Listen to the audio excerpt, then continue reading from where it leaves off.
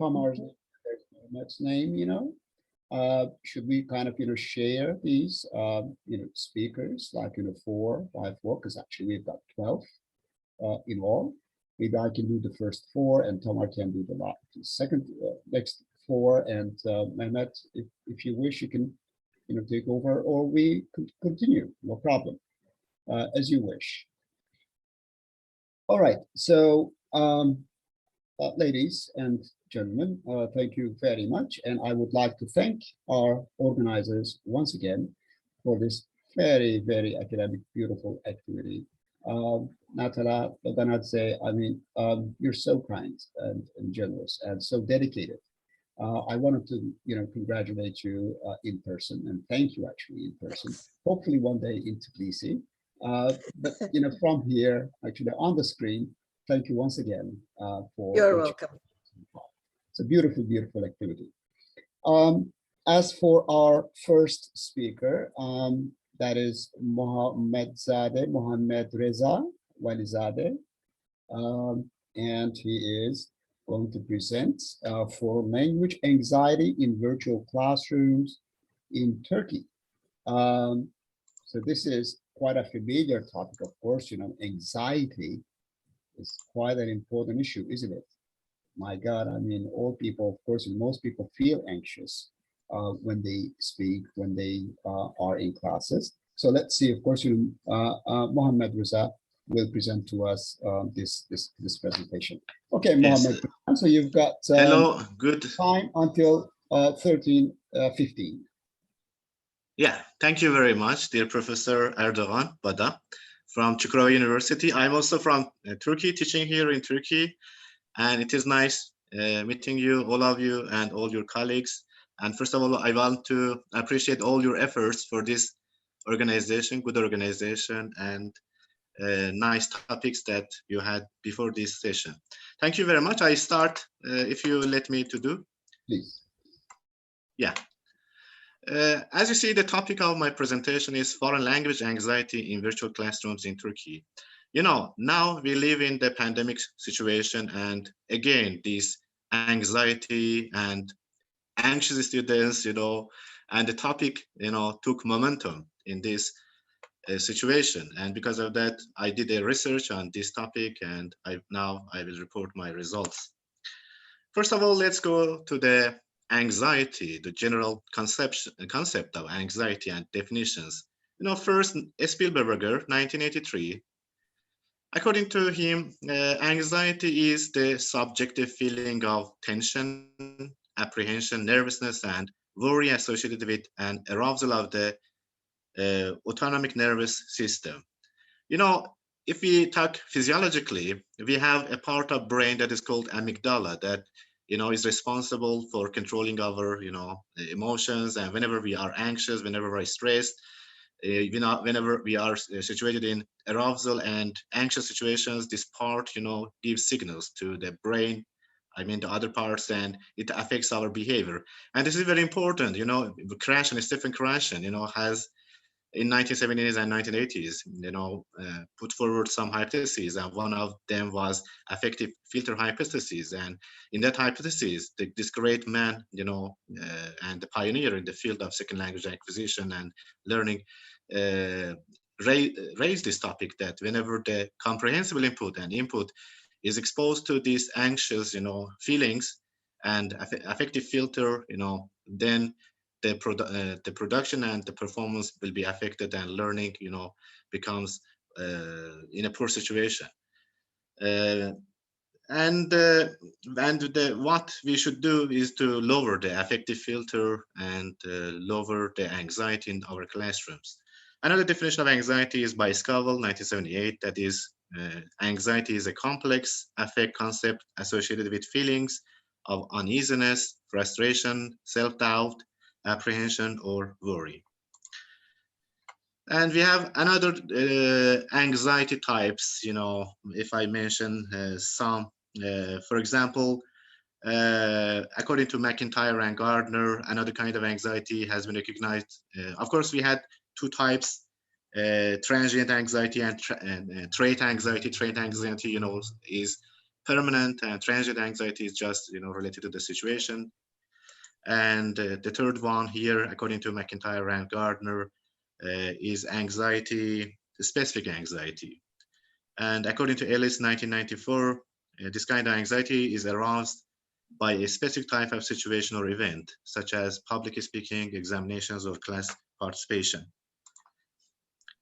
And one of the another important things that is, according to three scholars, Albert and Haper, they made a distinction between facilitative anxiety and deliberative anxiety. But most of the time, anxiety is a big problem. But according to these, scholars, facilitative anxiety helps learners. It is helpful, whenever students have some degree of anxiety, they do their homework, they pay attention to the teacher, they don't want to miss something, and this is called the facilitative anxiety. But most of the time that we are grappling with in our classroom, that is the deliberative facility that hampers and hinders their students' performance. And now let's come to my main topic and main point, foreign language learning anxiety. What is that?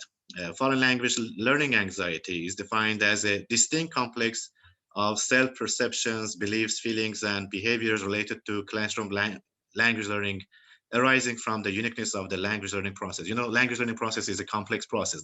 Even now, understanding this complex, phenomenon and the process that is happening in our mind is not known that much to the scholars.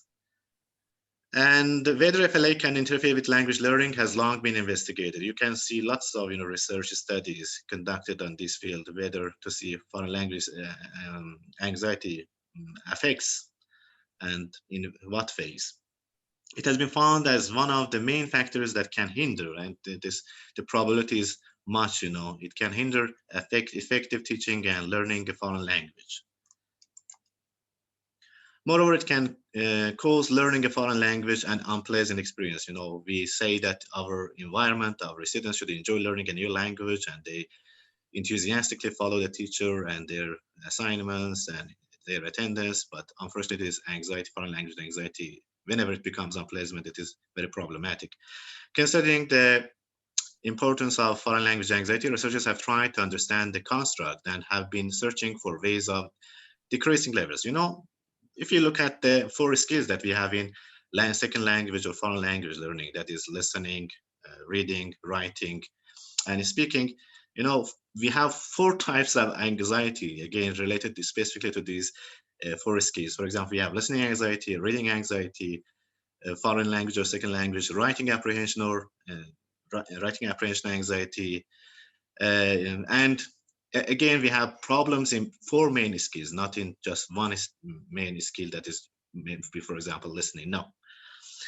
And according to the literature, there are various sources of foreign language. Okay, now we accept that this phenomenon affects our, students. What should we do? And there are some sources that proposed by some scholars, like Young in 1991.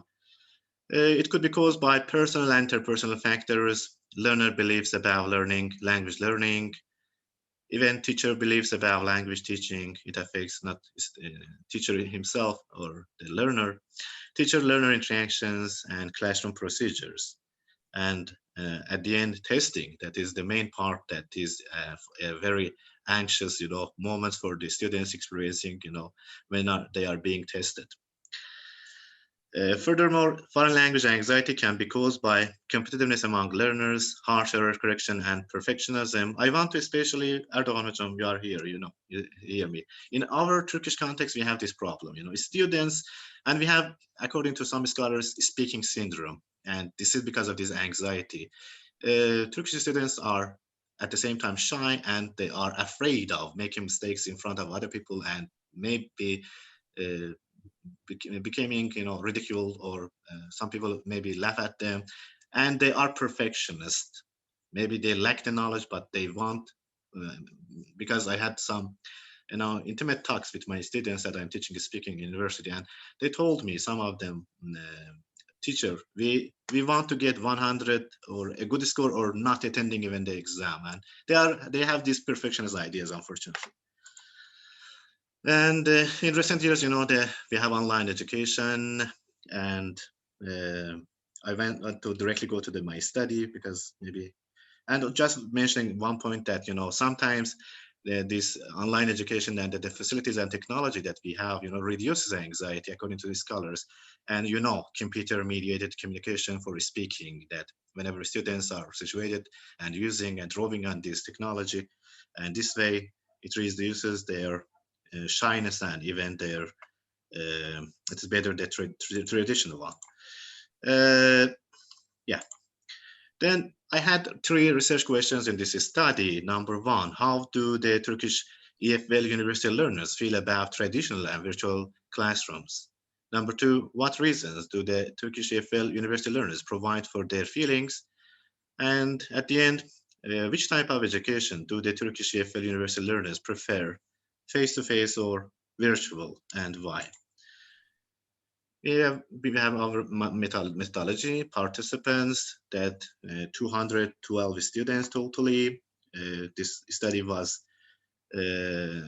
female dominant in terms of, you know, participants, to 123 female participants, 89, and in terms of their level of education, we had prep schools, in prep school 93 students, undergraduate students that higher than other numbers, 100, and postgraduate 19 students.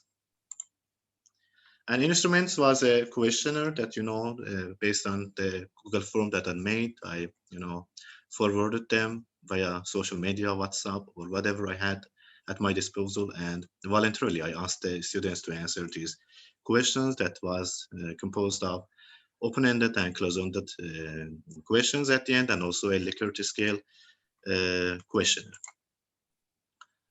Yeah. Then data collection procedure.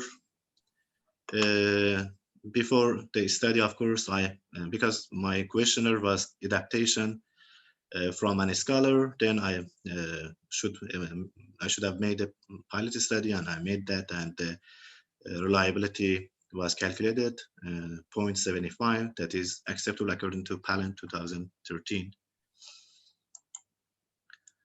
And let's come to the results and discussion. The topic that I wanted to look for the answers for that, the Turkish EFL university learners' feelings about traditional and virtual classrooms.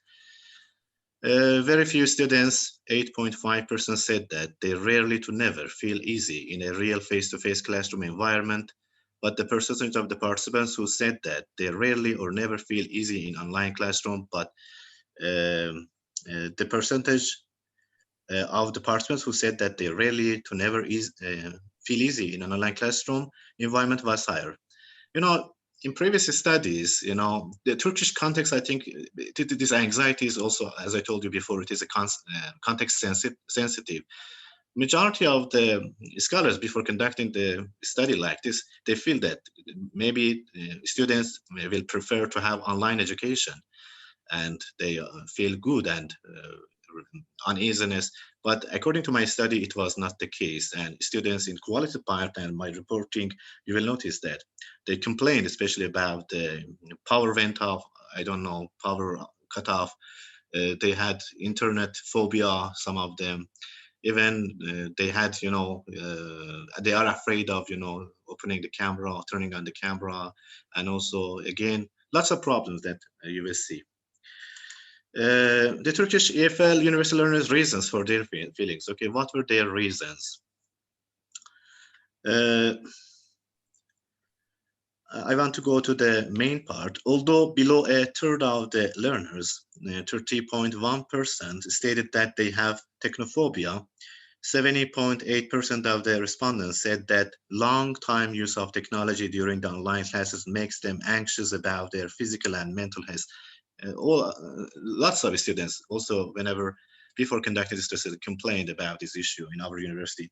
71.6% of the participants stated that the online classroom setting makes them feel more suffocated than a face-to-face classroom, while below half of the Bangladeshi, that I made a comparison between the previous research that was conducted by Kaiser and Chodberry's 2000 research felt so. and this was vice versa in comparison to Bangladesh students. And another, as I told you, this is related to the cultural maybe issues in Turkey, that maybe people are like Erdogan Hocam said, that I am social person. Of course, Turkish people prefer to go to cafes, speak together, and my students now experiencing the situation. They love school, they love teachers, they love their classmates, and they prefer to come, talk, to see, attend the school, have a cup of tea, eat something, stay at dormitories.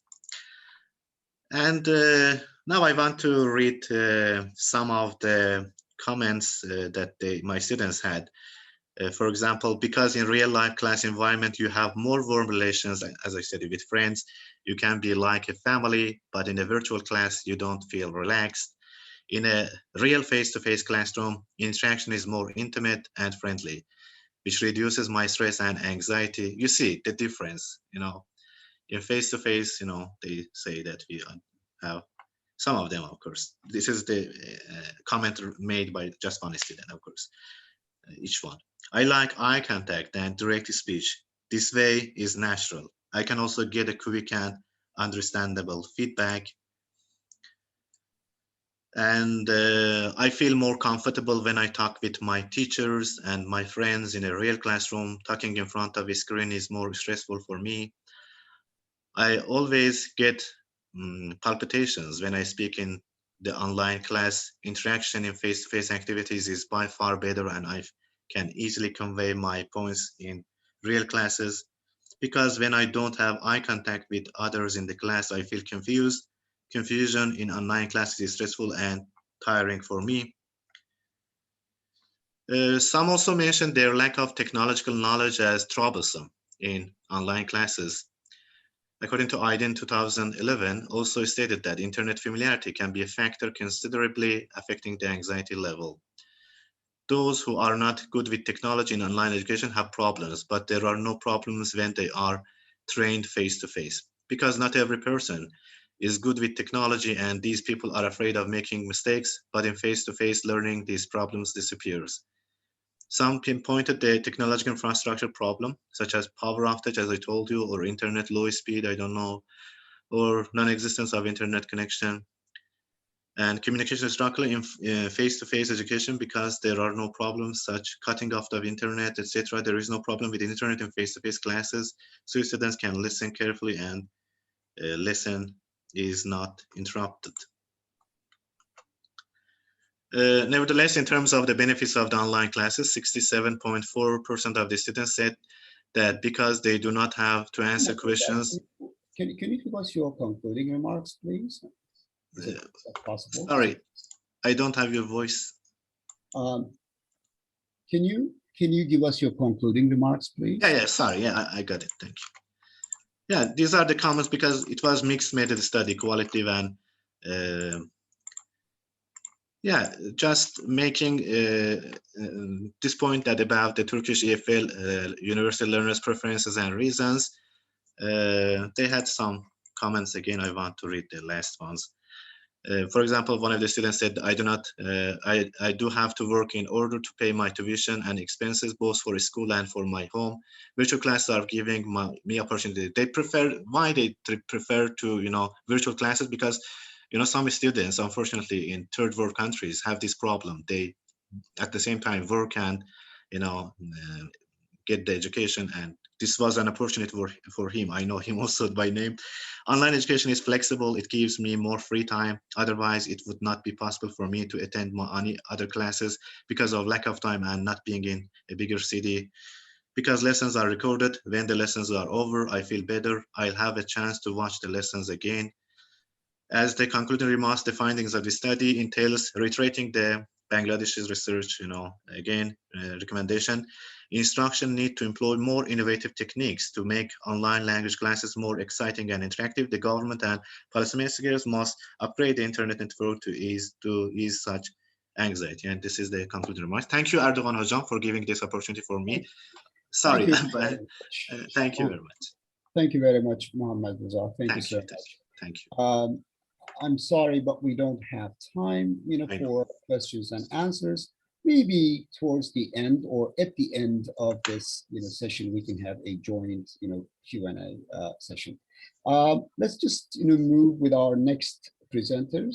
That is by Professor Bada and Professor Özkan. And I will be presenting this presentation. It's more like a pilot work, actually. Let me just bring this onto the screen.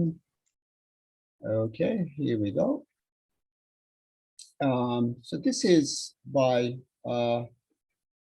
a study actually, conducted by Professor Bada and Professor Özkan on diversity of material or content of material utilized during the pandemic by the Ministry of Education, and the views of the teachers themselves, actually, who were themselves to implement the material, to make use of the material. So with our introduction, let me just actually put it in slide mode. Okay. And so with the globe, of course, grappling with the COVID-19, we all found ourselves kind of, fumbling as to what we should be doing. All of a sudden, the classroom was taken from us, away from us, and we were left, of course, in fact, completely cut off from our students. Our students, of course, were cut off from ourselves. So all governments, started, of course, to deploy all their technological devices in order to enable the continuation of education. So this wasn't an easy journey, of course, for many nations, for many universities, for many institutions. It was such a difficult thing. With all these difficulties, of course, we were wondering about, for example, the content of the material. What kind of material was the material subjected to any change? Was it the same material that was used pre-COVID? Or were, for example, the teachers given some kind of room to add to the already existing material, to enrich it, to add some versatility, some diversity to it? So we decided to conduct this work, and this is a representative of the work itself, more like a pilot work. For the Ministry of Education on its part, actually, what they did, in fact, they kind of, based on the suggestions made by the Scientific Advisory Committee, they decided, of course, to close the schools, to go distance education, and to develop guidelines for teachers and students, and to form that network platform. With the help of TRT, EBA, TV, Turkish radio, television, they began, to administer, they began, of course, to deliver education. So for this reason, it wasn't easy, as we all have experienced. A lot of, countries did, sadly, of course, experience those problems. And for the research questions, here, that we set out to find answers to, we were curious, for example, about the fact in transitioning the COVID-19 period, whose culture and to what extent predominates in the English language teaching material utilized by EFL teachers teaching at schools of the Turkish Ministry of Education. With research question number 2, does the EFL material utilized by teachers allow for modification? And if so, to what extent? And with research question number 3, if there's room for modification, do teachers modify the material to include cultural and societal characteristics of other people, of other societies? With the methodology, our participants, in fact, all like, 12 female, 8 males, and they had experience of teaching between 2 and 20 years, and all were working for the Ministry of Education. So collected the data, of course, was collected, of course, with the help of Çukurova University, Hakkari University participants. And these participants, of course, were taking courses, literally, MA courses, while they also were, teachers of the Ministry of Education. The data collected, of course, was analyzed, utilizing the SPSS statistical package, and a mixed method, of course, design was observed, here. Creswell's 2012, of course, method actually was used as well in thematic analysis. And as for the findings, as you can see now with research question number 1, so we found actually, we divide, of course, these two, was like inner circle, Turkish, and other. So with the inner circle, of course, what we meant, in fact, was the cultural and societal characteristics that were pertinent to countries like, Great Britain, USA, Australia, where English was spoken as a first language by the majority. And so any characteristic, any societal or cultural characteristics pertinent to these societies, of course, was rated here as inner circle. So by 25, okay, between 80 and 100, so 25% of the population, of course, indicated that there is a dominance, in fact, of the inner circle cultural characteristics. For Turkish, there's more like, 40%, like between 60 to 80, in fact, percentage dominance of Turkish. And for others, as you can see now here, between the range of 20 and 40, like, 40% indicated that there is some inclusion of other culture and societal characteristics of countries. So really, to make this picture more understandable, is like, for example, when you look at the material, you see a good chunk of it, in fact, reflecting British American culture, and up to 40% or so actually reflecting, for example, Turkish culture, and to some extent, a little actually extent, some cultural and societal characteristics of other countries where English is not spoken as a first language. What about the material itself? Did the material provide, for example, some kind of room for modification? Were the instructors, the teachers, allowed, for example, to introduce some modification to the material itself? The participants, by 60 to 80%, indicated that yes, there was some room, 40 to 60% range, again, yeah. The chi-square suggests, of course, that in the end, so we can understand that there was actually room for modification in the material, and teachers were allowed to introduce actually and to add, to maybe kind of modify the material, to bring some other material to foster, to supplement the already existing material as they presented to their students. And as to whether they bothered, for example, teachers, did they really do this, for example? I mean, since there's this opportunity provided, albeit small, were they able to do this, for example? To what extent they did introduce this? We can see quite interesting, 60 to 80% range, 35%, here, being like a 40 to 60 range, between that range itself, 30%, and between the range of 20 and 40, 25% of the participants, of the teachers, did indeed incorporate, in fact, some characteristics, some cultural and societal characteristics of other countries into the material itself. I think, why is it so important? We find this extremely significant, that even though the teachers were grappling, the system was grappling, of course, with so many uncertainties and difficulties, now we could see that there's the sensitivity on parts of the teachers to really open up to the world, actually, and get what they can from other sources related to other cultures and societies, bring the material, and present it to their students. This shows some kind of humanistic characteristics of the teachers themselves, this universality, and this is really so encouraging. I mean, during difficult times, of course, where people are all suffering, and grappling with uncertainties, to see this kind of behavior on part of the teachers is so encouraging, I would say.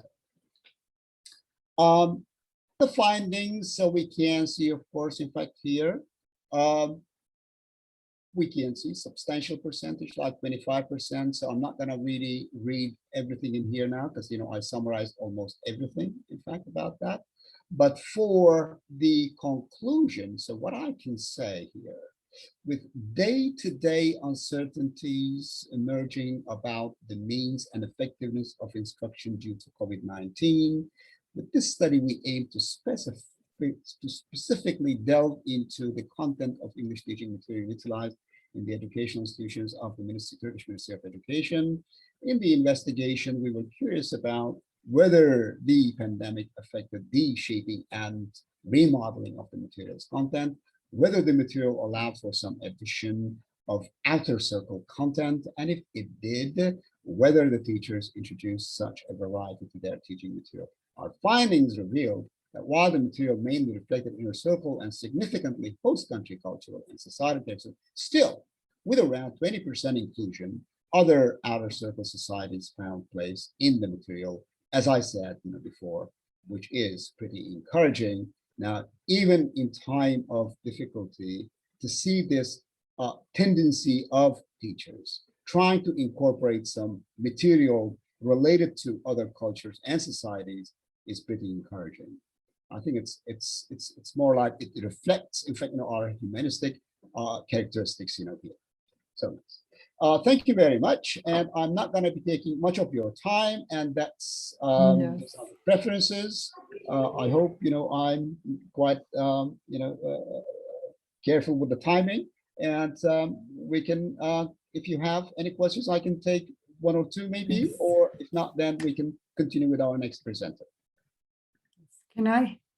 Dear Dr. Bada, can I just make a comment? Please. Oh, this can be like, yeah. Yes, I would like to really thank you for very interesting research, which was definitely very timely, and as maybe educators, not only just we should start thinking about conducting this kind of research, because we still don't know how much COVID affected on our curriculum, like effectiveness, whether just all the just aims and goals were achieved. It was a very interesting presentation for us to start rethinking about, and maybe even we can be doing it because we all know that somehow, especially in the first wave in March, in the first term, yes, when pandemic started, of course, all aims and goals they were were not definitely in an ideal form achieved. That's why, so we will definitely think about conducting similar this survey and research in our country and higher education institutions as well. So it was very interesting for me. It was to discover. Thank you. Thank you so much. I guess, yeah, we need to embark actually on this task, seeing, of course, how the world is acting, collaboratively, I would say. To what extent we can get into each other's worlds, and, trying to benefit, in fact, from each other's characteristics. I think, this is a fantastic opportunity to bring societies, communities, nations together. Of course, if there is some kind of, some vice actually to fight against it, collectively, and naturally, of course, to really see how we can benefit and enable others benefit actually from our own values and benefit from others as well. Oh, yes. Thank you. Thank you very much. And so if no other questions, then we can continue with our next presenter. Are we going to have Sofiko, here? Because no, Sofiko will be, Sofiko's recording will be, it is shown, demonstrated at the end, and Tamila also, Tamila's as well, and Medea Avashidze from Batumi will be presenting. Yes. Mr. Mar, we can, if you want, we can play Tamara de Lavera's presentation. Yes, let's do it. Yes, let's do it. It's better, I think. Yes. Okay, yes. I will. Yeah, I will share my screen. Great. Okay. Yeah, it is there. screen too. I will share it and I will play it. Can you see my screen? Yes. Yes. Okay, this is Tamila Dilaverova's presentation. Yeah. Okay, yeah. I'm assistant professor from BAU International University Batumi, and the topic of my presentation today is the importance of using extensive reading in ESL and EFL courses. Before I move to extensive reading exactly, let me just ask a brief question. Why do people read books? Probably there are millions of probable answers to this question, but the thing that I want everybody, and I want to keep in mind, is that like from my personal point of view, from my personal perspective, reading in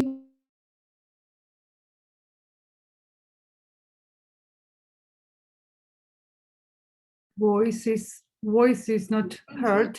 experience things and be like Is it heard right now? a lot of new and inexperienced sensations. So, and more commonly, as for the career success, I can say that people who read are more likely to get ahead when it comes about their careers. So, and generally in life.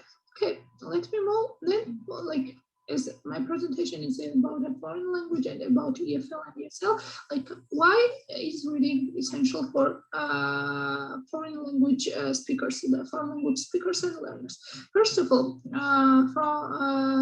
reading helps us to be exposed to the widest range of vocabulary and grammatical structures. In reality, when you read, you are able to experience anything and to see and like read anything that you have studied, probably separately from the context or probably in the minimal context, so to say.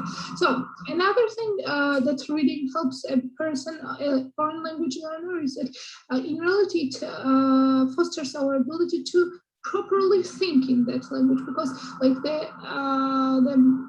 kind of epics of language speaking and language acquisition is being able to think in that language. So whenever you read in a foreign language, in reality you start to see the world that the language speakers see, because every culture sees the world differently, and like these attitudes, these traditions, these beliefs, superstitions can generally mainly be seen in the fiction of those writers and etc. And also you study cultural peculiarities. And the most important thing from my own perspective is that like whenever you start to read in a foreign language, you start to feel the language. This is why reading in a foreign language is one of the most essential things.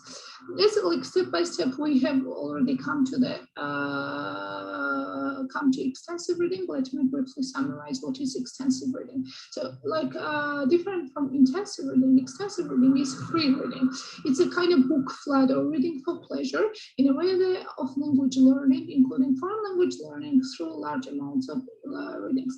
So extensive reading in reality can essentially be referred to as reading for joy, because like whenever the learner is given something to read, some fictional things to read, they in reality read for joy, read for pleasure, and etc. Okay, so why extensive reading? As question mentions, the best methods are therefore those that supply comprehensive input in a low anxiety situations containing messages that students really want to hear. Exactly, like the very first thing is that like they reading in less low anxiety situations, and the comprehension is maximally accessible to the students, and they maximally comprehend the things that they read and comprehend the things that they study. So what main characteristics does extensive reading? Of course, the first thing is that they read a lot of material, and they read this material quite often. In reality, the main focuses of reading is pleasure, like getting information, and general understanding, like understanding the gist. So the texts are not just interesting, they are quite commonly very engaging and very compelling. So whenever students, the teacher decides to use extensive reading inside the classroom, most commonly the students more or less choose what they want to read. Like they are given options and they just decide to choose what they want to read.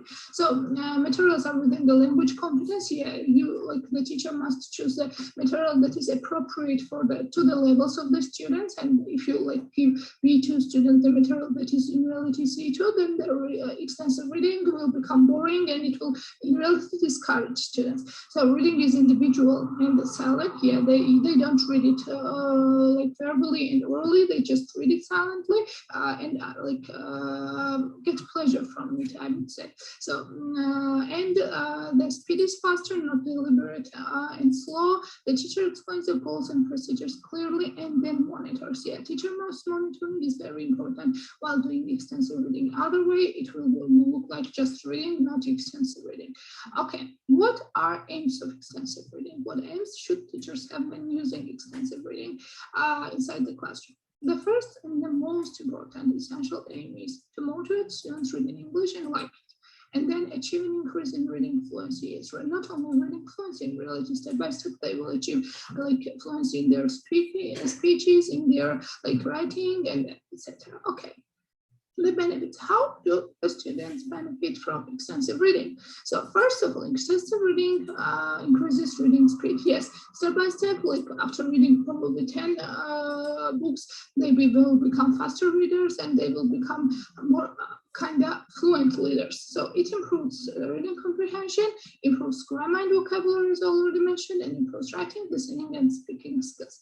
So like more or less, it's clear how extensive reading differs from intensive readings, but let me shortly, let me briefly summarize the differences. So as already mentioned, reading longer text is like characteristic, longer texts is characteristic to extensive reading, because like in the extensive reading, you read like a lot of material and you just read for understanding the gist in general idea. For intensive reading, you read a shorter text, but you don't read it just to understand general idea. You have specific learning aims and you have special tasks to like accomplish. So in extensive reading, dictionary is not necessary. Like you don't really need to use a dictionary in order to understand everything. But in intensive reading, dictionary is inevitable, so to say. So as for in extensive reading is not done inside the classroom. Extensive reading is done outside the classroom, while intensive reading is generally done inside the classroom. So like as it seems like here we have like different scientists who speak like about the benefits of extensive reading. They say that it has it increases language proficiency, it increases an attitude, like kind of foster students to have better attitudes and to have more kind of interesting attitudes to the culture, increasing motivation, vocabulary knowledge, writing proficiency, and etc. So the natural question that arises here: if extensive reading is so good, why do most of the teachers avoid teaching it, and why not teaching it, so to say, using it inside the classrooms? Well, in reality, like extensive reading seems to be like the part of our curriculums very rarely. Not most of the teachers avoid using it, and why? Like naturally, why?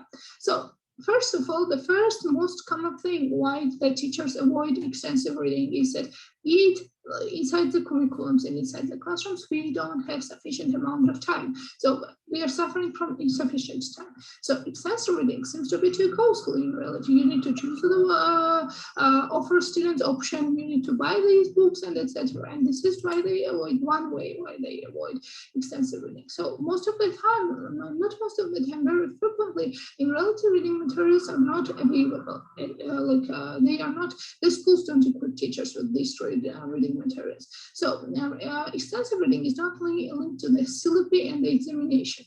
So lack of understanding of extensive reading and its benefits, I think this is exactly the most common thing why why teachers avoid extensive reading. They don't really have enough knowledge how the students benefit like from extensive reading. If we all apprehended how necessary it is and how much our students would benefit from it, so we would necessarily find some ways to include them in the syllabus, in the curriculum. So in reality, downward like additional way why they avoid is downward pressure on teachers to conform the syllabus and textbooks, and resistance from teachers who find it impossible to stop teaching, to allow learning take place. Interesting. It sounds interesting. Okay.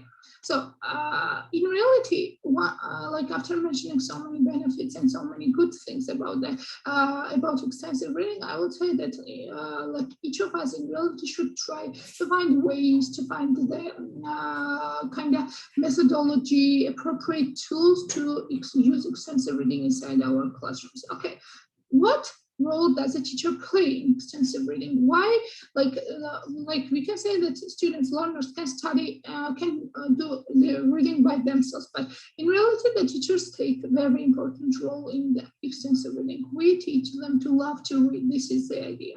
So as already mentioned, the teacher's main role is to act as a role model. So if the teacher is also seen to be a reader by the student, then they will be encouraged to read. Yes, like anytime you offer them any book to read, you should like share your excitement. You should show them that you have read it, you have enjoyed reading it, and probably they are like pleasantly pushed to read it. And after like experiencing 1 or 2 or 3 books, so they themselves already feel the pleasure feel the pleasure and then go on reading. So the teacher keeps record for herself.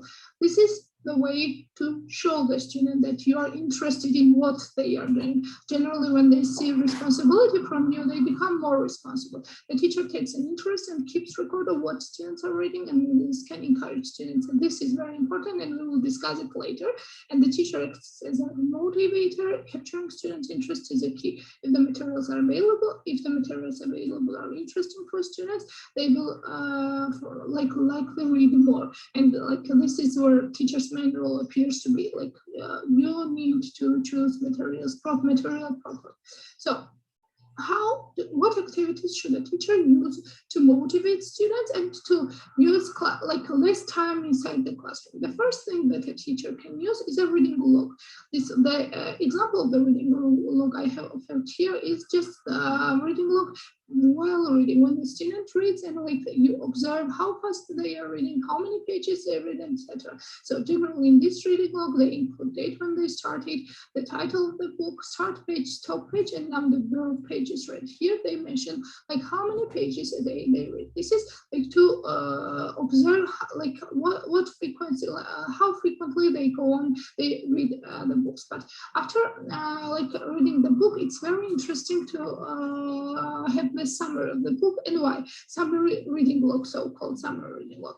For me, I consider that if we let them read the book, it will encourage their interest and encourage their wish to read the books, because like giving proper rating by you and by the student, it will be kind of pushed to sometimes argue about different issues, sometimes prove, and it will itself encourage speaking inside the classroom. Hereby they write my own rating, maximum 5 stars, and the teacher's rating. The teacher has read the book, and like if the student gives, for example, 2 stars and the teacher gives 3 stars, then they need to prove why they gave so many stars, and then they need to express themselves. At least the student needs to express himself, like why he chose 2 stars, what he considers was good, and etc. And this is what increases the fluency of the speaker. And also, as I mentioned, reading fosters and improves the writing skills of the students. For me, I consider that when using extensive reading, like after reading the book, it's very, very important to let them write the summary of the book. Writing summary should happen probably inside the house, and then they bring the summary, and the teacher corrects and teacher marks the writing part. And in this case, they will be triggered to use new vocabulary they have encountered in the book, to express, to study how to write the description of the book, to correctly use tenses when speaking about the book, and etc. It will itself foster the students' writing skills in a pleasant way. They won't won't even complain to write about it. They, on the contrary, they will enjoy writing about it. So, I want to say that extensive reading exposes a learner to unconsciously feel the language of the native speakers. So extensive reading enables teachers to motivate their children to study more. So extensive reading can be observed by the teacher using reading logs, and extensive reading directly develops writing and speaking skills. So thank you for your attention. Hopefully you enjoyed the presentation, and if there are any further questions, you can just contact me by email. Goodbye. Okay, thank you. She is not. She's here, I think. No, she is not here. That's why she asked to send questions on her email. Okay. She's not here. Okay, thank you. Yeah, the next is we have one changes. So Pika Dumbadze is not here, and Medea Diasemidze is going to present. Yeah, could you please share your screen? Okay, so good day. So thank you for having the opportunity to join this wonderful conference. Thank you, Mrs. Natala Dogonadze, and all the members of the committee to have this opportunity to join this really, really productive conference. So the topic that I am going to represent today, of course, concerns not only the teachers of Georgia, but also the teachers of the whole world as it concerns to COVID-19 and the challenges that the teachers have to face during this very, very difficult period of time. So,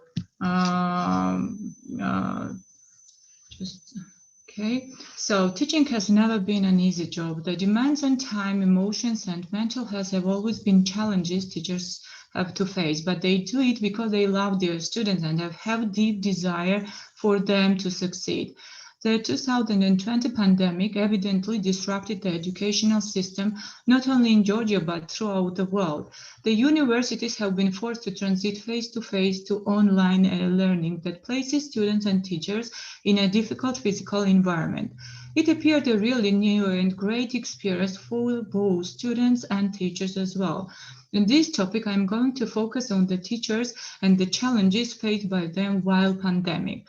Since March, Batumi Shotarustaveli State University has established its own learning management system that combines synchronous and asynchronous teaching learning processes. Educators tried hard in a very short time to think of efficient strategies and techniques to make the teaching process productive and up-to-date. Existing difficult situation due to coronavirus and the sudden switch in the country, especially in the educational system, was quite emotional and stressful. Generally, as everything, distance learning is characterized by advantages and disadvantages. However, this article aims to identify some challenges that the teachers have been facing during pandemic. The methodology applied in the article is questionnaire, survey, and observation, aiming at analysis of these encountered challenges and the ways of coping with them. How do Georgian teachers, lecturers feel about distance learning while teaching English language, and what are their expectations? At the beginning of the research, we have designed the questionnaire about the distant learning. It was sent to the lecturers of Batumi State University via online platform and the two teachers to secondary schools by email. All participants, of course, were volunteers, and it was confidential to answer all the questions. We asked them open-ended questions about the benefits of distance learning, about their attitudes towards e-learning, and about difficulties they have to face, and their concerns about remote learning versus traditional classes. The answers showed that about 80% of teachers still prefer traditional classrooms and find distance learning as the new fruit for them. They didn't consider themselves technology natives. Online teaching appeared for them quite stressful and unusual environment when they were just delivering the lessons from their houses. According to the answers, educational institutions were not prepared for full-time online learning. They said teachers and lecturers were thrown into the ocean of virtual education without any preparation. We teachers are learning as we go, and a large number of teachers are still struggling. The joy of teaching has diminished to survival mode, which quickly leads to burnout for some of them. Technology does not replace face-to-face time with a student. Even a person-teacher interaction is limited due to the need to maintain social distancing. The majority of teachers also face the challenge of teaching their virtual and in-person students simultaneously. It is an impossible situation to provide equal engagement. The harsh reality is their virtual students are easily overlooked, and no matter how hard they try. Virtual education cannot be expected to follow the same structure as a traditional classroom. Teachers admitted that not all the students can learn through technology. We teachers want what's the best for our students, but many express grief over the inability to provide what is the best for them through virtual learning. One teacher put it best when she said, technology can be used as a supplement, but should not be used as the only means of education. And another important issue while teaching online is the number of students for online teaching. It is also one aspect of online teaching that teachers face while online teaching. Educational institution does not put any upper or lower limits on online class size. However, teachers struggle with this problem as well. The observations also revealed that the most of the Georgian teachers find distance learning quite problematic with the students who cannot work on the online platforms. With those students who could not acquire digital literacy skills, thus they are not fully involved in the learning process, and all these factors affect students' motivation and engagement. Another big challenge is the quality of the internet connection. If internet access is limited, the teaching learning process cannot be accomplished. Lacking digital literacy skill can somehow hamper this process. Some students and teachers need some special trainings to get hang of it. Some platforms and teaching tools need to be taught beforehand in order to make students and teachers lives easier and conduct the lessons more efficiently. Moreover, some teachers, some teachers as well as students might feel frustrated due to isolation.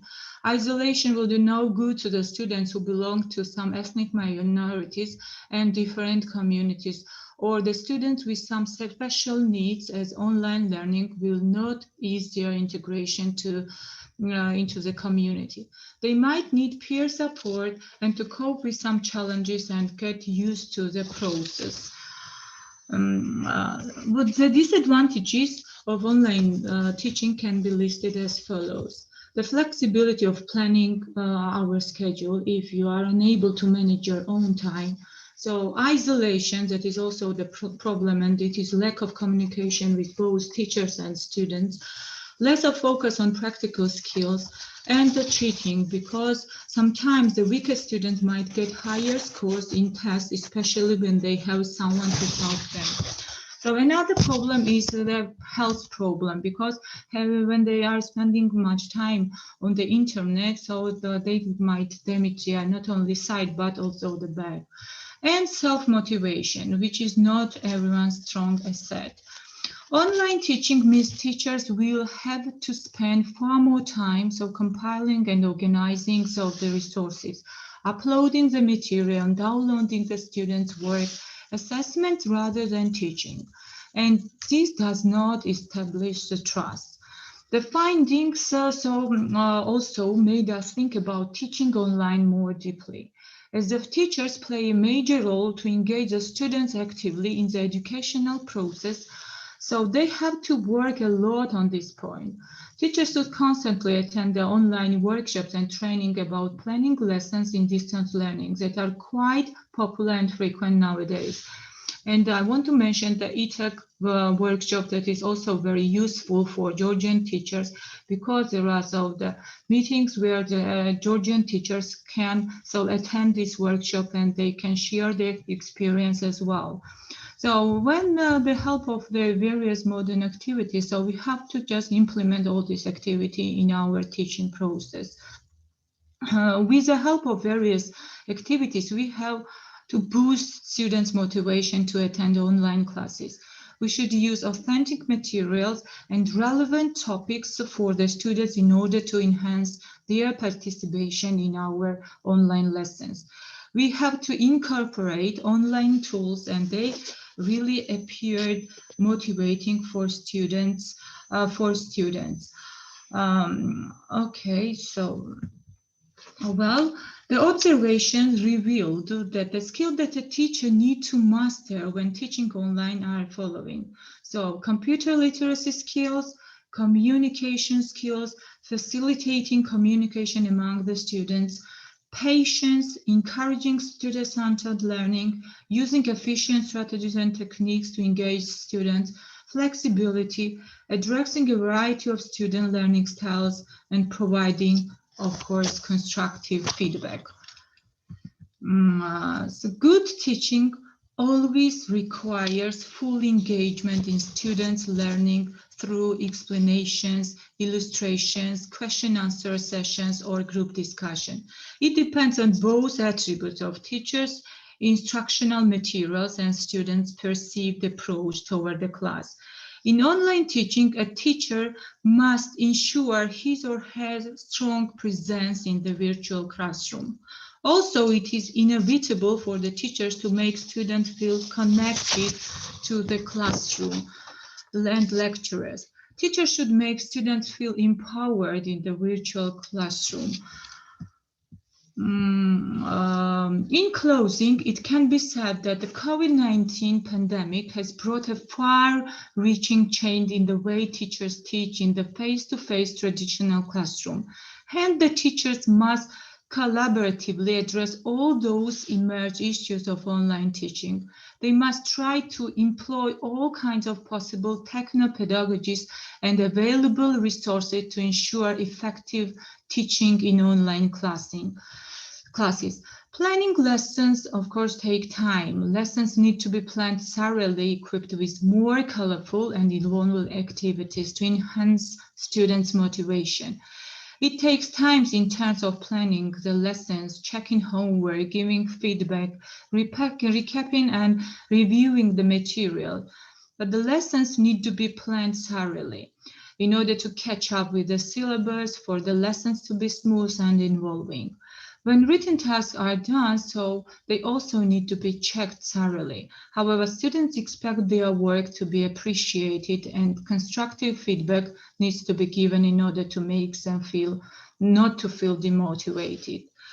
So we can conclude that, so to enhance one's teaching and students' learning experiences during the pandemic, no matter what online teaching method you decide to use, it is important to be flexible, innovative, patient, and express the concern for the students. So thank you for attention. So this was a brief kind of summary, the challenges that the teachers have to face, not only in Georgia, but also, I think, throughout the world. Thank you. Thank you very much, Nadia. Thank you for this beautiful presentation and very, of course, to the points, in fact. Tamar, would you like to go on with the introduction of our speakers? Yes, why not? Thank you very much. Yeah, Professor Bada. So our next presenter will be Nino Chechanidze, and her presentation is about flipping the classroom to improve intercultural competence. Nino, if you are here, you can share the screen, and you're given 15 minutes. Nino Chechanidze, I see that she's here, but she is without camera. Nino, do you hear us?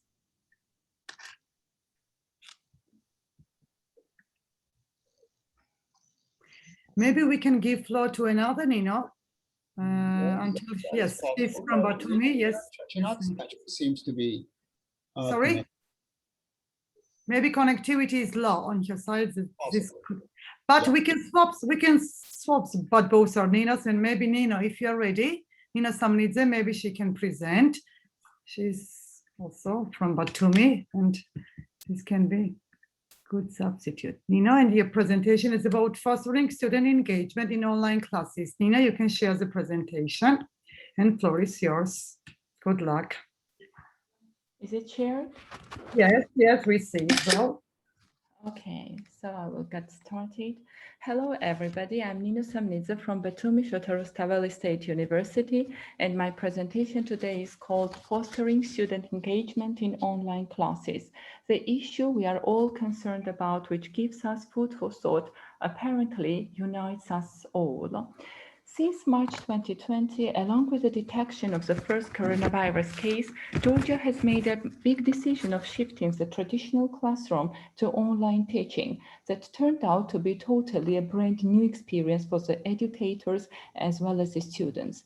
In response to that, as my colleague Medea has already stated, our university has established its own learning management system comprising synchronous as well as asynchronous teaching and creating platform for students for uploading assignments, assessing them, conducting effective correspondence, which made the learning process very feasible for students and teachers irrespective of their locations.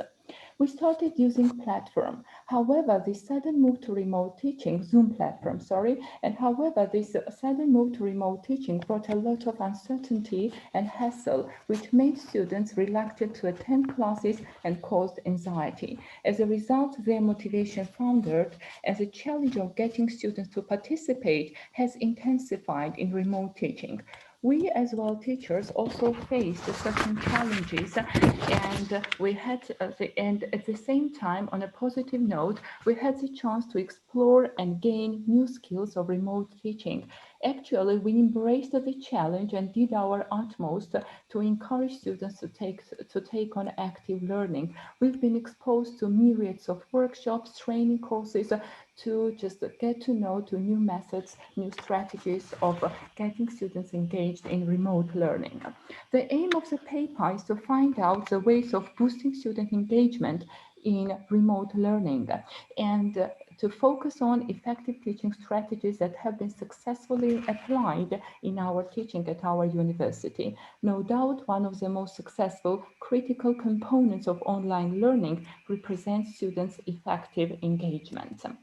Engagement is what makes anything in life memorable, and education is no exception. And here's a challenge: online learning, which should be driven through interaction. In other words, it's education with participation. To cut it short, the level of student engagement is a good measure of the likelihood that a learning process will be successful. However, learners differ in the ways in which they can be engaged or motivated to learn. There are a variety of sources that can influence: culture, personal relevance, background knowledge. Some learners are highly engaged by spontaneity and novelty, while others are disengaged and even frightened. Some learners might like to work alone, while others might prefer to work with their peers. So there is no optimal way for all learners in all contexts. Providing multiple options for engagement is essential. We interviewed students taking EFL classes online at our university to find out about the factors that could prevent their active participation.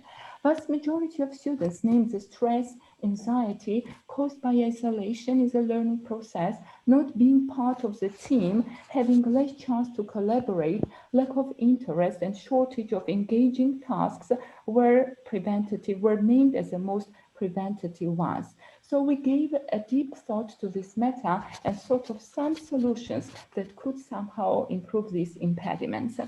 And we thought about incorporating SEL, which stands for Social Emotional Learning, into remote teaching and empower students with certain skills, which would be one of the solutions to some problems. Social emotional learning is a process of developing and using social and emotional skills. It is a skill set we use to cope with feelings, set goals, make decisions, and get along with others and feel empathy. People with strong social emotional skills are better equipped to manage a daily challenge, build a positive atmosphere and make decisions. Kamera میموشه خانه خطی خزر خوش Can I continue? Yes, please. And CEL helps people to thrive in life and can be taught from preschool all the way to adulthood. Maurice Elias, a psychology professor at Rutgers University and director of the university Social Emotional Learning Lab, describes CEL as a process through which we learn to recognize and manage emotions, care about stress, behave ethically and responsibly, develop positive relationships, and avoid negative behaviors. It will help not only personal development, but their academic performance as well. And this creates a culture in which students and teachers respect one another and enjoy being together, further strengthening relationships and motivating both students and teachers to do their best. We would like to present a few of the examples of incorporating CEL into online teaching.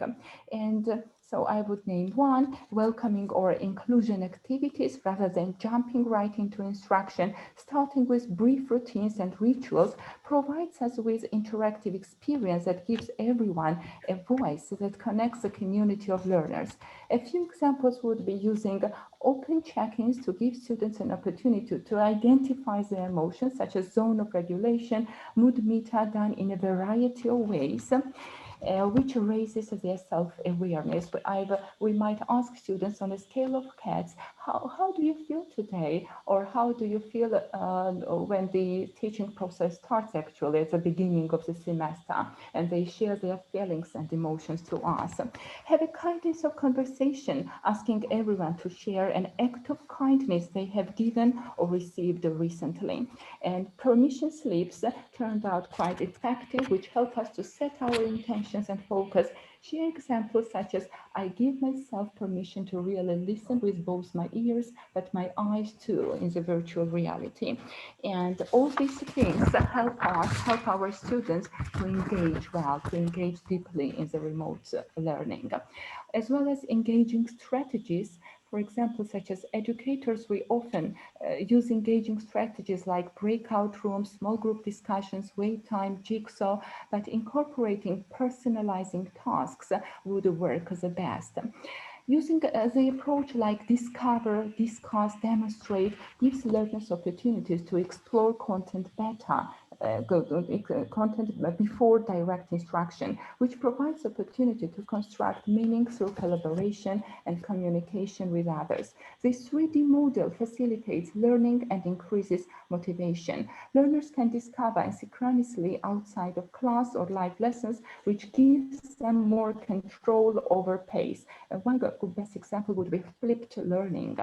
Discuss, it is called direct instruction, but it is intentional called discuss because this is an opportunity for shared learning experience through communication and collaboration. This phase is about interaction with materials and others. And demonstrate is the last stage of this 3D method, where students reveal their work, which is done in collaboration with others.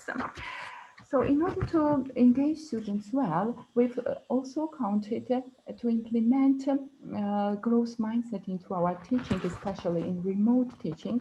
The concept of growth mindset was developed by Professor Carol Dweck in her book, New Psychology for Success. She proved motivational factors to be more important than cognitive factors for success, claiming that students' behaviors are actually linked to their mindsets.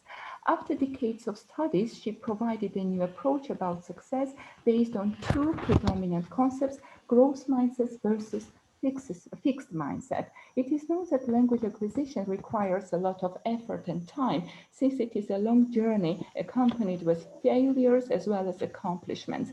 On the way, many experience frustration and admit being unable to master it. As a result, poor performance prevents them from reaching their life goals. Having got acquainted with the roles of mindsets, this negative attitude has been transformed and changed for better. People with growth mindset believe that they can learn anything given enough time and well-directed effort. Mistakes are opportunities to develop more.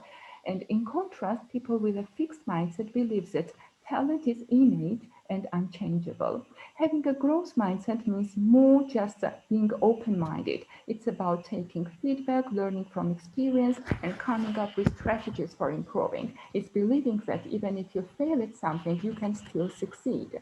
We thought about the ways of practicing growth mindset in teaching, learning process in our online learning. And I would like to share the practices we've incorporated.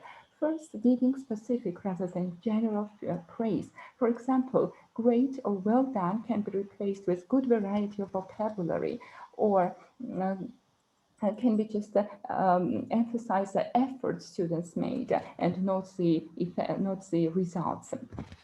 The power of yet, using the word yet as much as possible. If you get a failing grade and you might say, I'm nothing, I failed.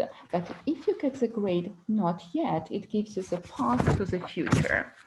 Reducing the focus on marks and instead practice regular reflection. Questions around what, so what, and now what help students make connections and set next steps. Students might ask questions themselves, what did I accomplish today? What was the most important thing I've already mastered? What do I need to learn more about today? Setting goals for short-term setting short-term goals. Instead of setting goals for a year, it's always better to have students reflect more regularly about what they are working on, and at the end of the lesson have them quickly reflect on what they have mastered well and what is that they have quick success on, and rather than their long-term accomplishments. Actually, teachers need to be equipped with a variety of fun, engaging activities to ensure students' active participation. And there are plenty of tools that we teachers could use, but we should take on board that several points should be taken on board and paid attention to. They are timing, relevance, students' needs, outcomes, so the activity should align with the final goal of the lesson. We might incorporate a variety of myriads of digital tools like GooseChase, January, Kahoot, teleprompter, and they could be adapted and used for developing and improving specific skills, practicing grammar and other sub-skills as well. So incorporating all these strategies, digital tools, is crucial for being up-to-date, modern, engaging teacher. To keep track of progress and novelties in the teaching field is necessary. Since incorporating all these activities, applying them in our own practice, really enhance boosted students' engagement in our own environment. Thank you very much. Thank you very much, Nino, for a very interesting presentation, how to motivate our learners, especially during these hard times. And if there are any questions, maybe we have like 2 minutes more for questions, any comments, maybe. She started at 7 and we have 2 minutes more. No questions, as I say. So maybe we can give floor to another speaker, another Nino, and hope you will. Unfortunately, my camera isn't working. No worries, no worries. You can share the screen, Nino, and so we can hear your voice. So Okay. this means that we can identify by voice. It no worked worries. yesterday, the whole day today, and now. No worries. It happens. That's why. It's why this is. Have I right? You can share the screen. Yes. Can you? Okay, So okay. if you have presentation, you can share the screen. Yes.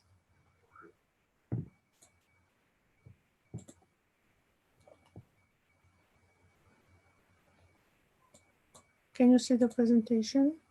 Yes, we can see. Okay. And we can hear your voice clearly. Good afternoon. Good afternoon again. Happy to be here. I'm Nino Chachanidze. I study at Ilia State University as a PhD student and teach there. I teach also at public school and represent TESOL affiliate in Georgia, Center for English Teaching Excellence. The title of my presentation is Flipping the Classroom to Improve Intercultural Competence in Large Classes.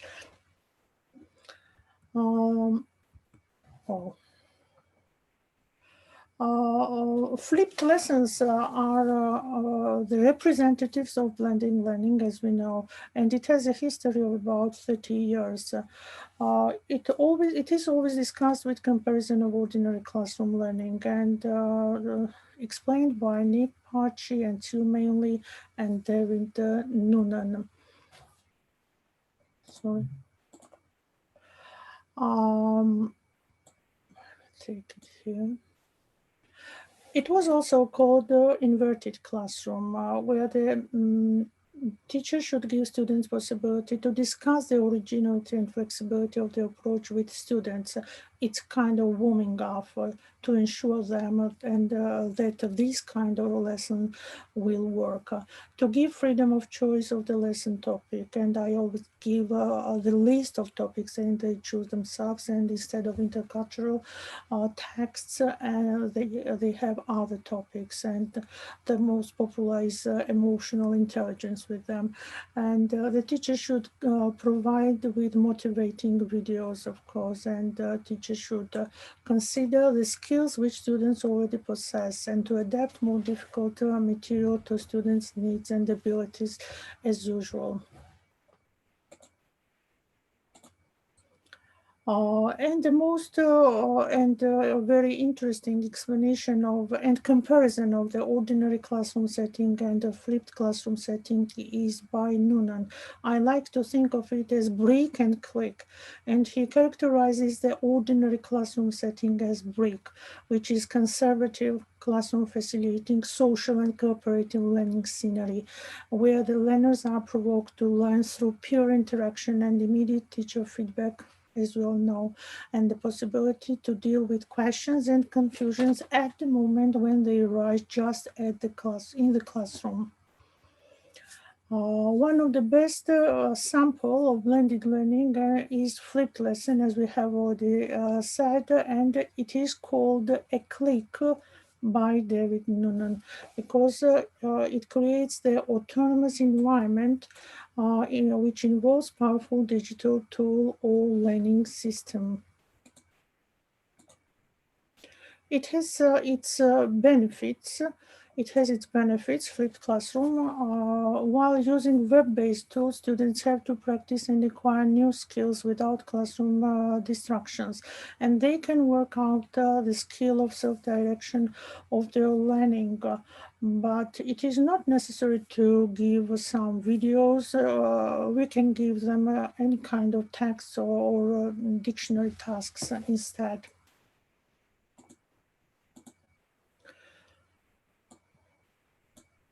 Flipped classroom provides much more engagement for all students. In the flipped classroom, students were expected to watch videos or not, read text related to intercultural communication on their own, work on unfamiliar words and expressions themselves, discuss the content in groups, use group work and self-evaluation rubrics to help focus in key areas and ensure that all group members have a chance to participate actively. This is especially important in large class where the teacher does not have time to observe each student carefully. And I have this kind of model lesson in public school.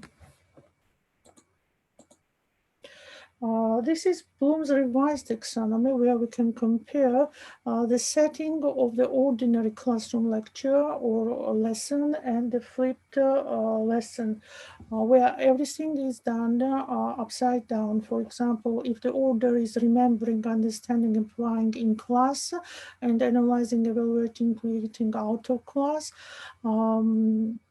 In another case, in the flipped case, for example, we have out-of-class tasks, remembering, understanding, applying, and in class, analyzing, evaluating, and creating. The simplified definition is school work at home and homework at school. Flipped lesson is very popular, you know, in the whole world, and it has a long history. And it was the center of attention during the Chicago TESOL Convention in 2018, where all the teachers were attended, and me too, flipped lesson presentation, where different models were discussed, and their origin, their authors were mentioned, and sometimes some of them even didn't have any author. We have flipped mastery here, module flipped mastery, explore flip applying class, flip peer, instruction blended or online flip, and TOEFL. Each module answered the question how, why, and for whom we are doing this kind of lessons.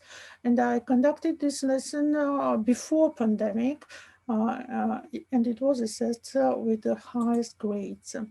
How are we doing these flipped lessons? By giving more individual space and pace to students. They can work at home at their own comfortable pace by listening distractions which are common in class, and by creating more flexible environment.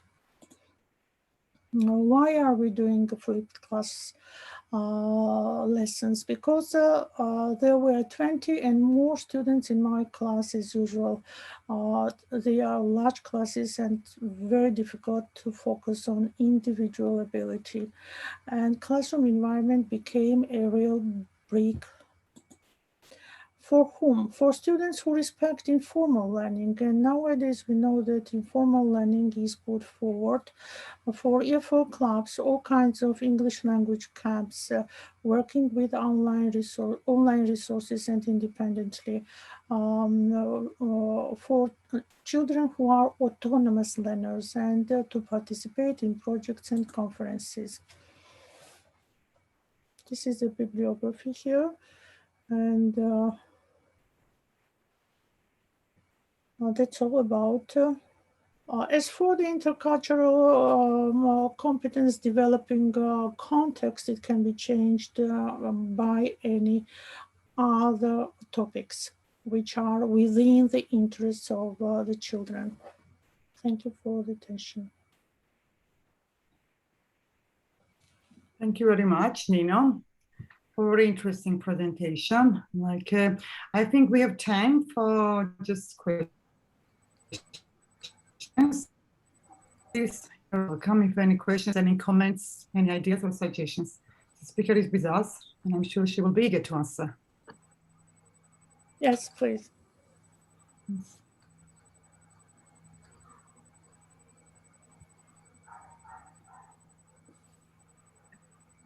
As I see, there are no questions, no comments.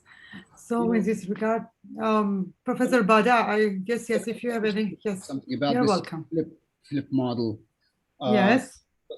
Sometimes people feel kind of in the middle as to how to really, for example, embed, these two different things. Like, when we have, for example, so some people, there's the same thing, of course, and the same argument actually goes with some institutions in Turkey as well. So we talk about, for example, part of the classes, maybe up to 40% or so actually being online, and maybe kind of 60% face-to-face kind of thing. And teachers do not know exactly how to manage the situation due to some factors. Now, factor number one is students come from different parts of the country, and if they come there, for example, for a certain period of time, you'd have to accommodate them, of course, in those dorms. And then, so if you cover, for example, the 40% of the instruction, and then send them away, for example, for the rest, like 60% or so, and those dorms, of course, would be empty. And there's this kind of pandemic now. Maybe post-pandemic, this situation would probably be much more manageable. But for now, I think it's extremely difficult, because you'd have to make sure about the sanitation, about this distance, about travel, accommodation, and there's so many things that you really need to take into account. I guess, this kind of, 4 to 60 seems not applicable for now, but certainly like, this, flip education by time, of course, when you embed, distance with face-to-face is a beautiful thing because Absolutely.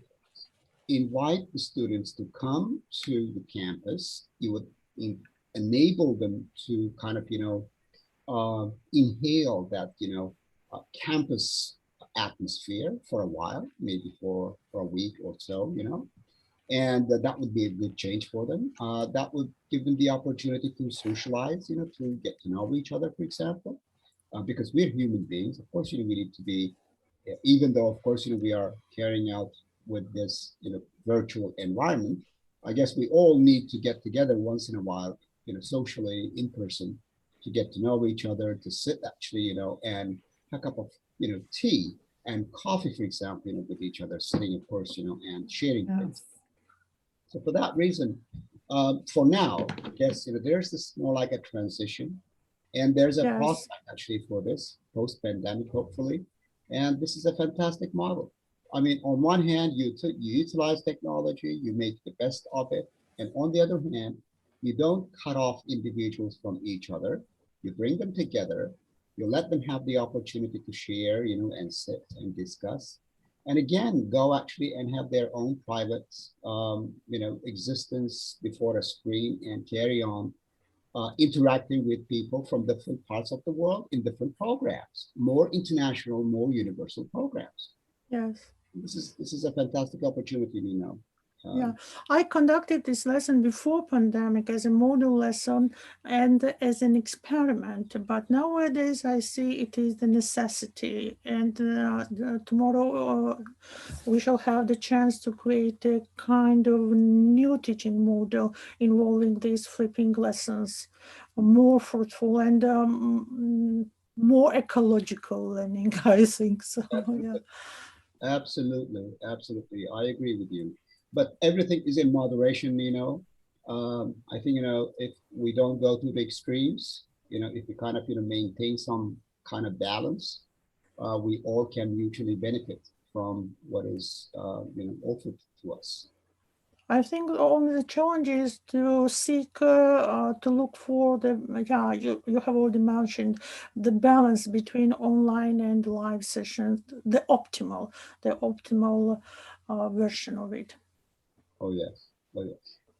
Thank you, Professor Pada. I think we have another just please Thank you. just attendee. Yes, Professor Walid Zadeh, please maybe you can ask question because I've seen you raised hand. Yes, I want to ask something from Professor Bada. Professor Erdogan, I want to know about the post-pandemic situation. Now students have discomfort, situation at home, whatever they want, they can, behave, also watch, the recorded lessons. After, post-pandemic and attending, in person, these students, I think we, as a teachers, will have lots of problems for, monitoring, controlling them in the class, and also moderating students' own behaviors in the class. What do you predict will happen, Professor Erdogan, after we get rid of this pandemic? Oh, okay. Well, I hope I could tell you exactly, of course, what will happen, because I'm not really 100% sure whether we would get back, of course, to pre-pandemic situation. I guess we already are now far beyond that period, and I think we are immersed, in fact, in the opportunities that are provided actually for us by technology. But let me just actually touch on some other things which are usually ignored. I'm sure a lot of parents, a lot of teachers, a lot of institutions are facing this. We blame the students so much for not turning on their cameras, for example, for muting their microphones, and we put the blame on those students. I mean, there are high school students, there are primary school students, university students, not knowing and not even imagining that those kids live with other members of their families. Think, for example, of a home, where you have 2 bedrooms, think about, for example, 5 children inside the home, and parents, and parents themselves, if they happen to be individuals working from home, for example, that makes the matter worse. And we kind of urge the kids. We force them to some extent to turn their cameras on. We put them in real difficulty. A great deal of pressure actually is put on them, not knowing actually that there are all these factors preventing these kids from acting naturally. I'm sure, of course, all these kids would probably like to turn their cameras on and see friends and, and others. But how if they are to some extent ashamed, embarrassed, for example, by what they have around them, if they are embarrassed by some kind of remarks that would come from a parent or from a sibling, I think this is a terrible, terrible situation. But by time, as we learn to respect privacy, as we come to a point where we, convince parents that their kids actually, before the computers, they're not playing games, that they literally actually are taking courses, because for a lot of parents, I mean, being at the computer is more like, for example, what are you doing? You're playing games. What is this, for example? Because until very recently, that was how it's perceived. So that is why there's got to be this kind of change in mindset. And step by step, my belief is that we will embrace this technology and we will move on in this direction. And as I said before, it's got to be in moderation. It's got to be like 40, 60, 60, 50, whatever. For example, I think institutions can decide on this, but we would have to take into account such variables when we talk about distance education. So please do not get harsh on students. Do not get harsh on kids.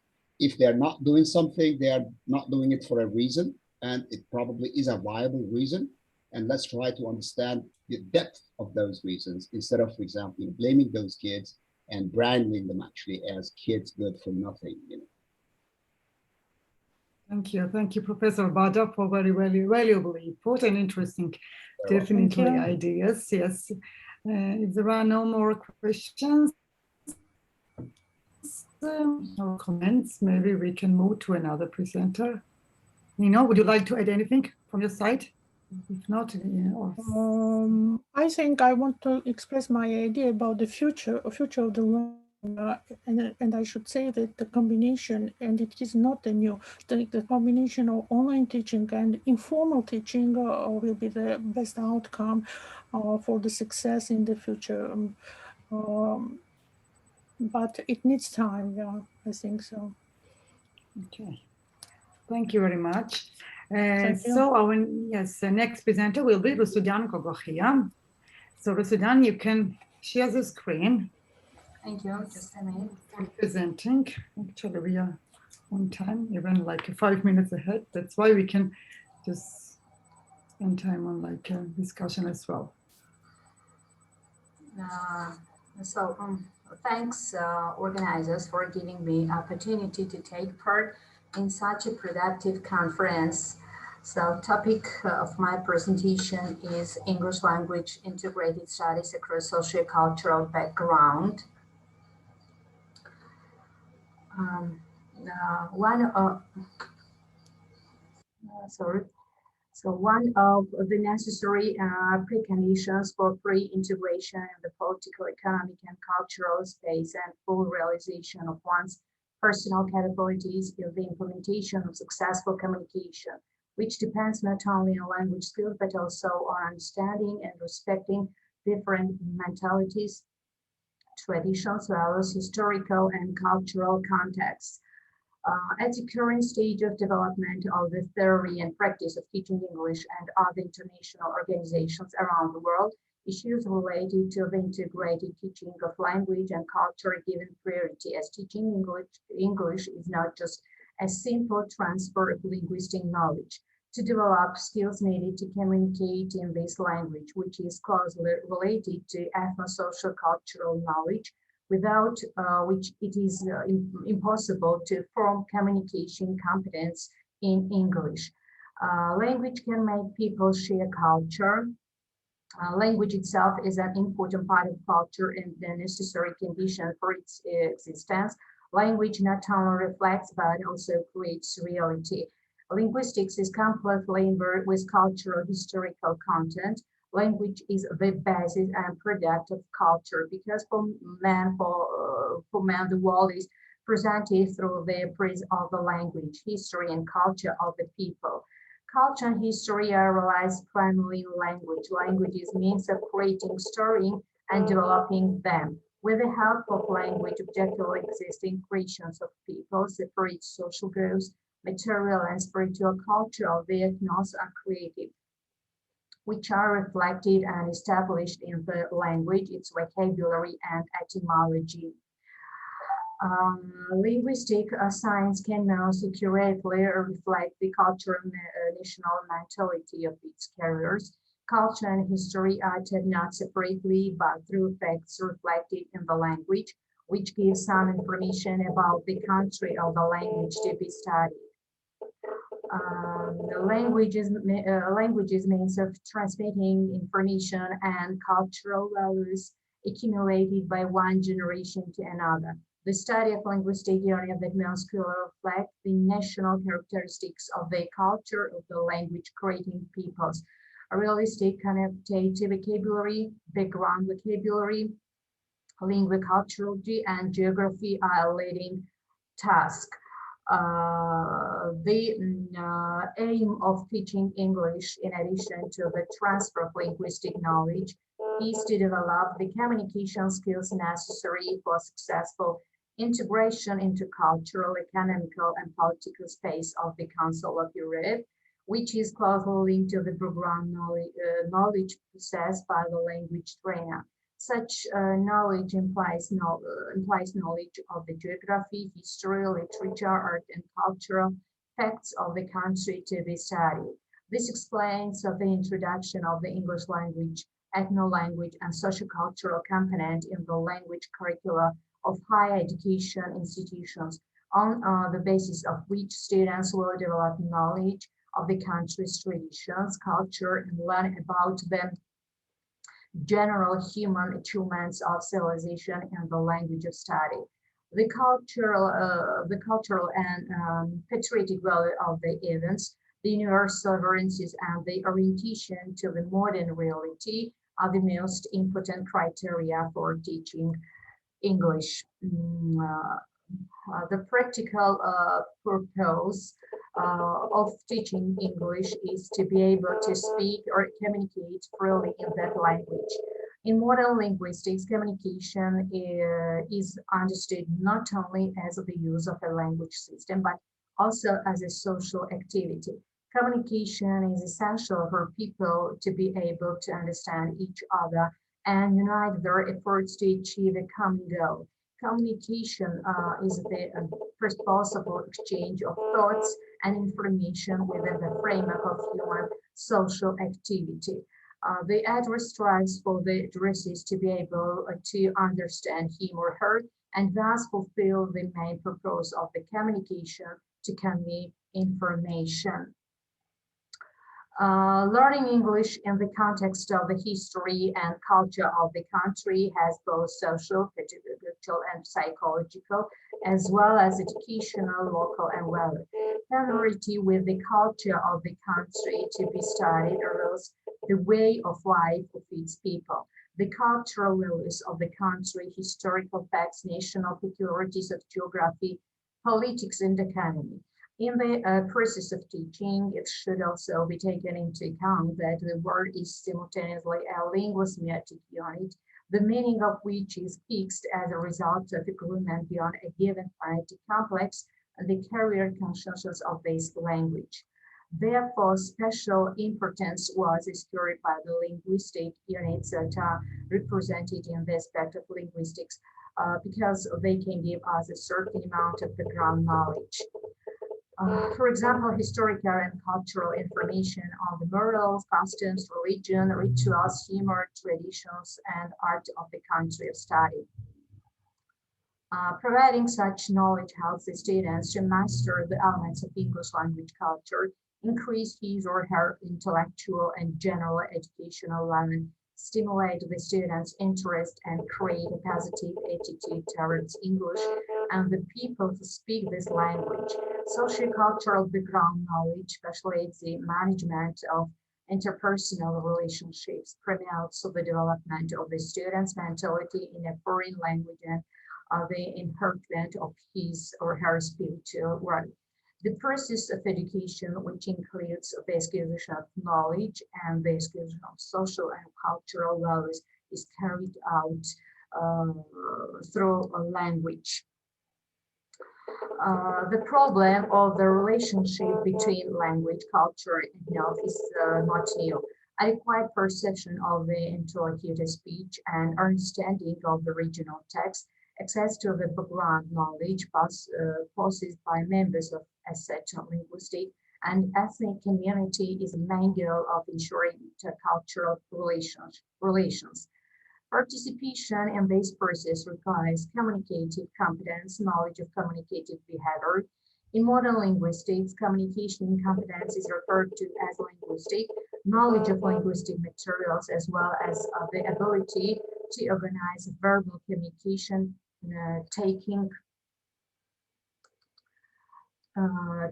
into account the communicative purpose of expression and social norms of behavior. The communicative approach focuses on the development of skills by the language learner in the practical use of living language in real speech situations and not on the manipulation of linguistic means. Such approach leads to the formation of a socially active individual who is aware of cultural diversity, has a sense of language, and is able to collaborate with citizens with other linguistic and cultural identities. In this aspect, the role of English language teaching is changing. It should meet more in common European recognized standards, students' interests, needs, and be relevant to their pace, experience in the country of study language. In the age of information technology, or learning resources for finding and processing linguistic, ethno-sociocultural information from various sources in a cognitive, pragmatic way must be available. Effective use and constant updating of knowledge. Based on the secured knowledge, the student should be able to correctly analyze the situation and the context of English-speaking sociocultural peculiarities, identify and take into account the factors contributing to successful orientation in different environments, determine the need for further study or its future activities. And to conclude, so as much as any tradition is inextricably linked with language, mass is expressed in conditions so much so that the object and source of culture is language itself, as the embodiment of the human cognitive means. Indeed, language is inseparable from thought and society. Without language, it is impossible to establish human relationships. Everything related to man finds its reflection in language. Consequently, language appears to be a necessary tribute of human cognitive and intellectual speech behavior. As a result of studying the English language and the field of culture and linguistics, the motivation to master the language is significantly increased because this so-called the law of interest is about the history, culture, art, morals, customs, traditions, ethics, daily life, and their political views of the people who speak this language. Because mastering the language is the process of discovering the country and the people, the ethnos. This acquisition of English in close connection with the culture and history of the country of study is relevant at any stage of learning. People of different ages are always interested in the life, morals, traditions, daily life, and leisure of their peers living abroad. Based on the sociocultural component of English language teaching, the student has curious knowledge about the history and reality of the country of language to be studied. The history and civilization of the country to be studied contributes to the formation and strengthening of students' communication skills, as the socio-cultural component of teaching has a huge potential for involving people in cultural dialogue. Focusing on the peculiarities of English-speaking culture will allow students to express their attitudes, express assessments, draw parallels with their own and foreign cultural environments. After mastering the interdisciplinary and cross-cultural communication competencies of English as a language of international studies, it is possible to integrate a person freely into the cultural, economic, and political social space of the world civilization, and to succeed in a competitive employment environment.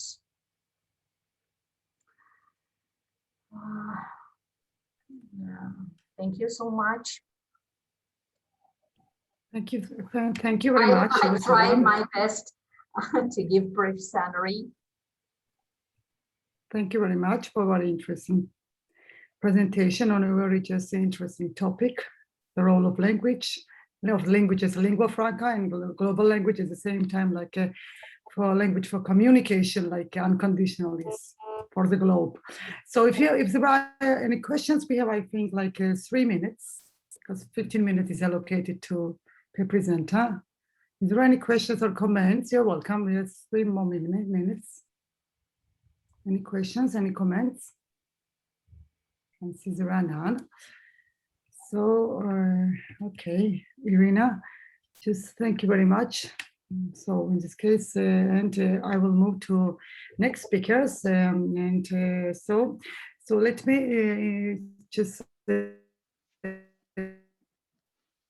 research is like paper with Professor Natalia Dogonadze and my colleague from Batumi State University, Natia Wasadze, about effectiveness of comparing effectiveness of traditional, online, and at the same time like hybrid types of EFL learning. And I will share this presentation on the screen. My colleague Natia will start presenting.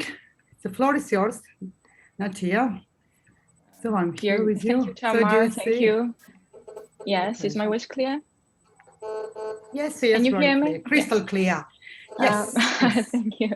Hello to everyone. I'm Natia, and together with my co-authors, we have aimed to compare the effectiveness of face-to-face, hybrid, and online EFL teaching in higher education during the pandemic. A quantitative survey was carried out through questioning the options of EFL educators and students in Georgia and abroad. The study results were analyzed and elaborated in the forms of practical recommendations for more effective planning and implementation of EFL teaching and learning during and after the COVID pandemic.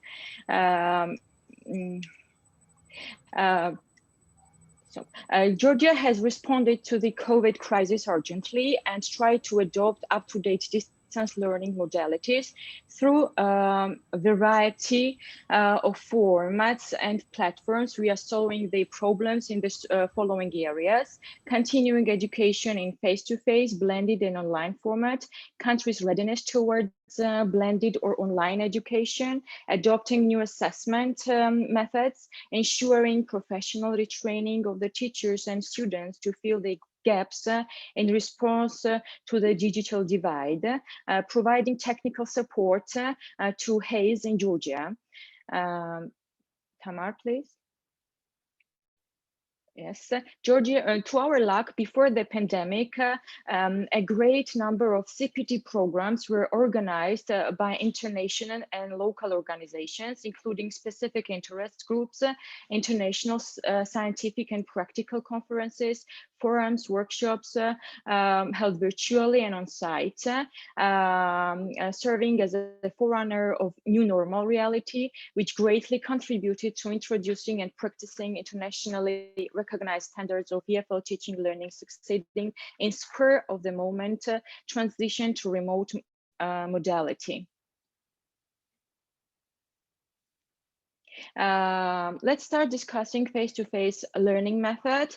This is a traditional way of mastering English language, requiring in-person contact with lecturers and students in a classroom with its appropriate equipment, such as textbooks, projectors, whiteboards, and so on. Face-to-face teaching offers opportunities for student-teacher interaction that are difficult to replicate at a distance, particularly where there is inadequate training for distance education, and as UNESCO mentions.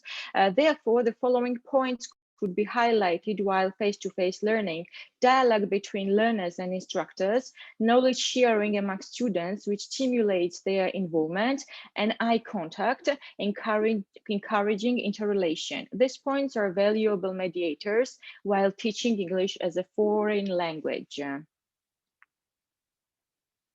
According to the Oxford Learners Dictionaries, the term let's now start discussing online learning style, the synchronous one, which is defined as a happening or existing at the same time. Hereafter, synchronous learning style refers to the process of education taking place in real time. Instructors and learners meet at pre-scheduled time remotely, and their communication is live. The roots of synchronous e-learning derive from the main influences: the classroom, the media, and the conference. As Clark mentions, the synchronous e-learning is defined as interaction of participants with an instructor via the web in real time. On the whole, synchronous mode of learning allows students and learners of EFL as well as other disciplines to be involved in the academic process in an active, efficient, and effective manner without leaving home, staying safe, and doing their best during new normal.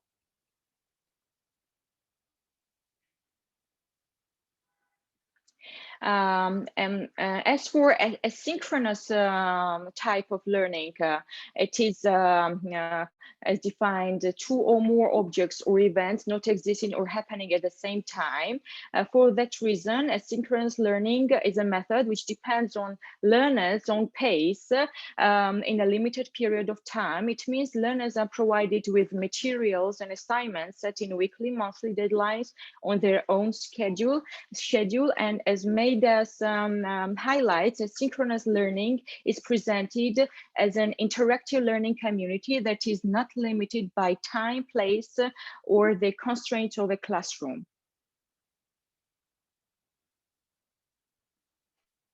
If we summarize online learning, for synchronous one, it follows like this is the time is pre-scheduled prior, it is interactive, could be done peer and group works, project completions, assessment evaluations, instructors and learners use technology, resources are linked or sent via emails or chat boxes, and so on. Learners are involved in the process of the learning. And in a synchronous one, we have the self-discipline, self-pace, and flexibility.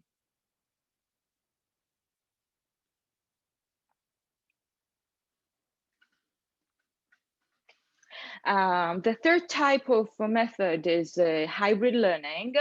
It is a combining remote and in-classroom learning during school reopening and in preparation for potential resurgence. This approach is the most student-centered one in the pandemic condition, as it is the students who choose whether to attend the class in person or to participate in it online. And many parents and students are grateful for the possibility to make the choice. However, depending on how effectively it is applied and whether teacher is qualified to apply it, the hybrid approach can be the best of the worst solution, as Lieberman highlights in his work. The hybrid approach may be applied as flipped learning,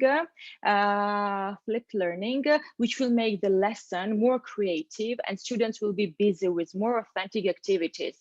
According to Jost, hybrid learning is the most effective way of teaching nowadays, as it permits to easily adjust to the shift to traditional or totally online learning without much additional planning and preparation. In normal times, it permits to maximally apply the advantages and compensate the disadvantages of both approaches. Thank you, Natia, for very interesting, this presentation, like a part number one. And let me now just proceed with the survey and method of survey. It was definitely quantitative, and it was the questions were asked about effectiveness of face-to-face, hybrid, and online EFL learning, which was definitely a reality executed in remote mode with the help of application Google Forms, where lecturers and students of higher education institutions from Georgia and abroad, they were asked to take part online. And it consisted of 22 questions. And in this questionnaire, participants they were asked to choose their answers from 1 to 5. 1 stood for totally disagreeing, and 5 to completely agreeing. And the total number of participants, so by just for May 20th, it was 95, and it was disseminated online to EFL teachers and students from different higher education institutions, as it was mentioned. And I'm going to just so allow you to have a quick look at the questions. And as we see from here, so the majority of the surveys, there were instructors or teachers, almost 60%, 40% of the respondents were, it was represented by students, EFL students, and as we see from another graph, yes, 60% of respondents of the surveyed, they just admitted and answered the questions. They moved to just completely online mode of learning from September 2020, because as we know, after when pandemic was announced in March 2020, all universities were moved just online in our country. But from September 2020, so hybrid learning model was also considered. That's why we decided to ask about from 20. And only 8% of so somehow respondents mentioned that they remained in face-to-face learning modality. And as we see from the received and obtained results, as majority, almost majority, either agreed or completely agreed with the answer that they had some experience before, just about online learning before pandemic. And on the second question, again, majority of the respondents with completely agree or agree answers.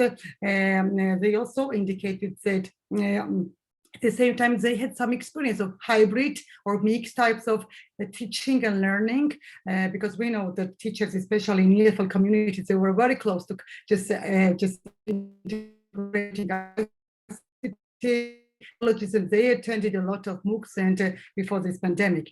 This can be the reason. And on the question number 3, the decision about the mode was after just definitely made after consulting students, which was answered by majority of the respondents. As we see, I'm going to go into detailed analyze, because I'm going to give more just a detailed conclusion on our findings. But so it was very important to see that majority of the surveyed just answered that they took part in decision-making process in EFL community, which is a very good sign. At the same time, the decision was quite agreeable, and it was they were satisfied for majority of them, and they felt comfortable with teaching and learning just setting.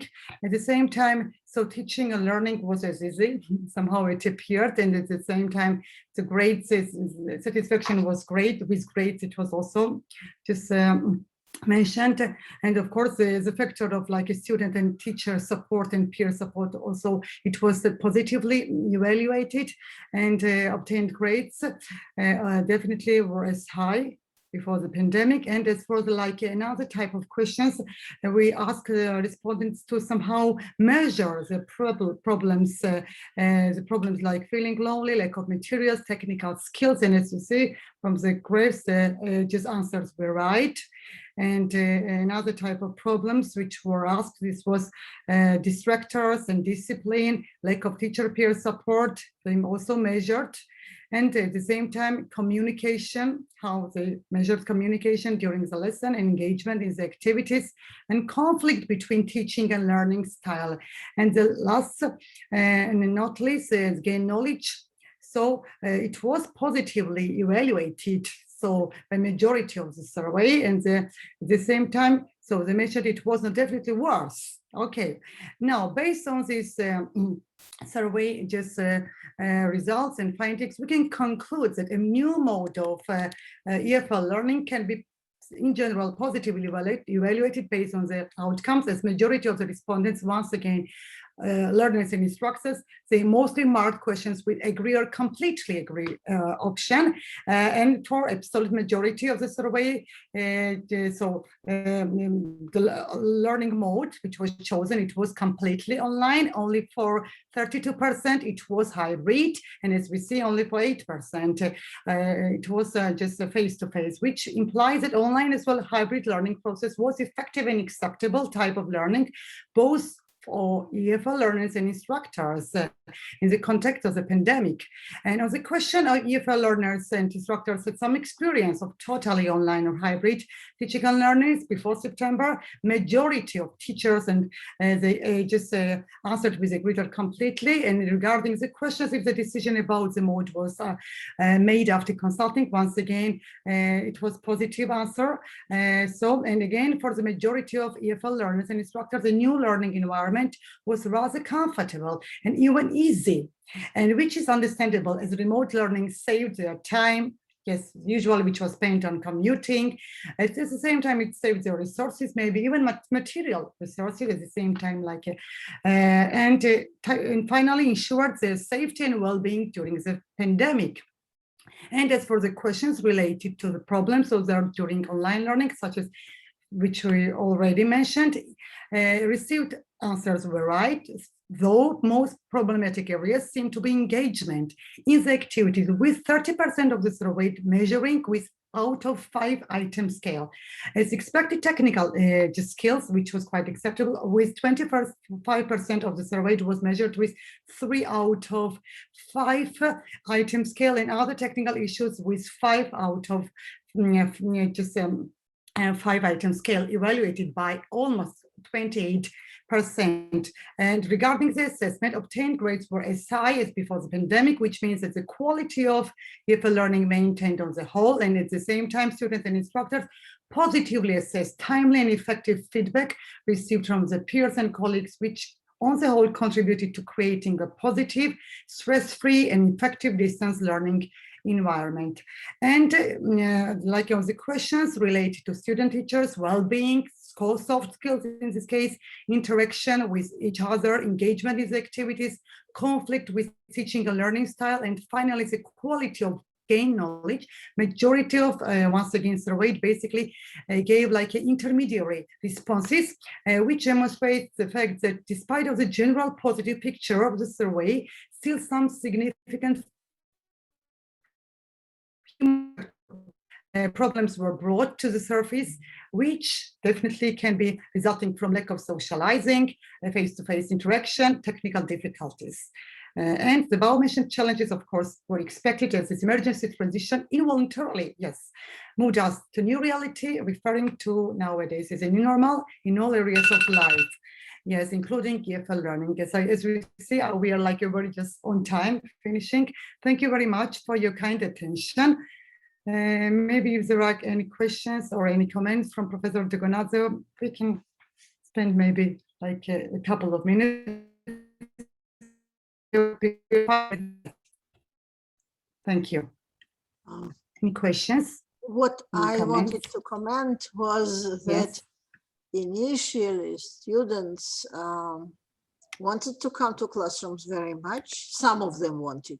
Some of them were frightened of the possibility of being infected.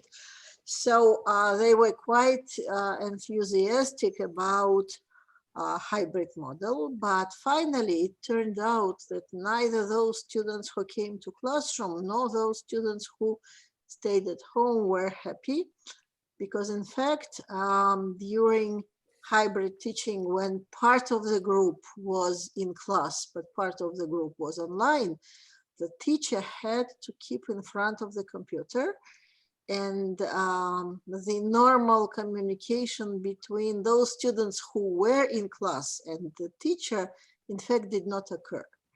So they were not happy. while the students who were at home were not happy because teachers had problems distributing attention between those who were in class and those who were online. So everybody were unhappy, and we told them that after a month at our university, I mean at Black Sea International Black Sea University, and after a month we said that if they want to change the mode, we would permit them, and majority of groups decided to change the mode. So they did not like the hybrid mode very much. Maybe in other universities there is some different experience, but ours was like that.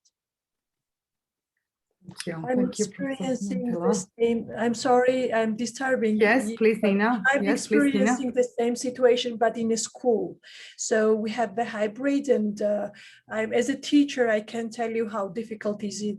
Even though I have enough technological skills to deal with these technological parts, but still, this is really, really hard to deal with this both you know, there's modes, the students online, and even though we don't know how many students will be online, and every day they are changing. If they will change mind, they are coming, and they want to stay home, they are staying at home.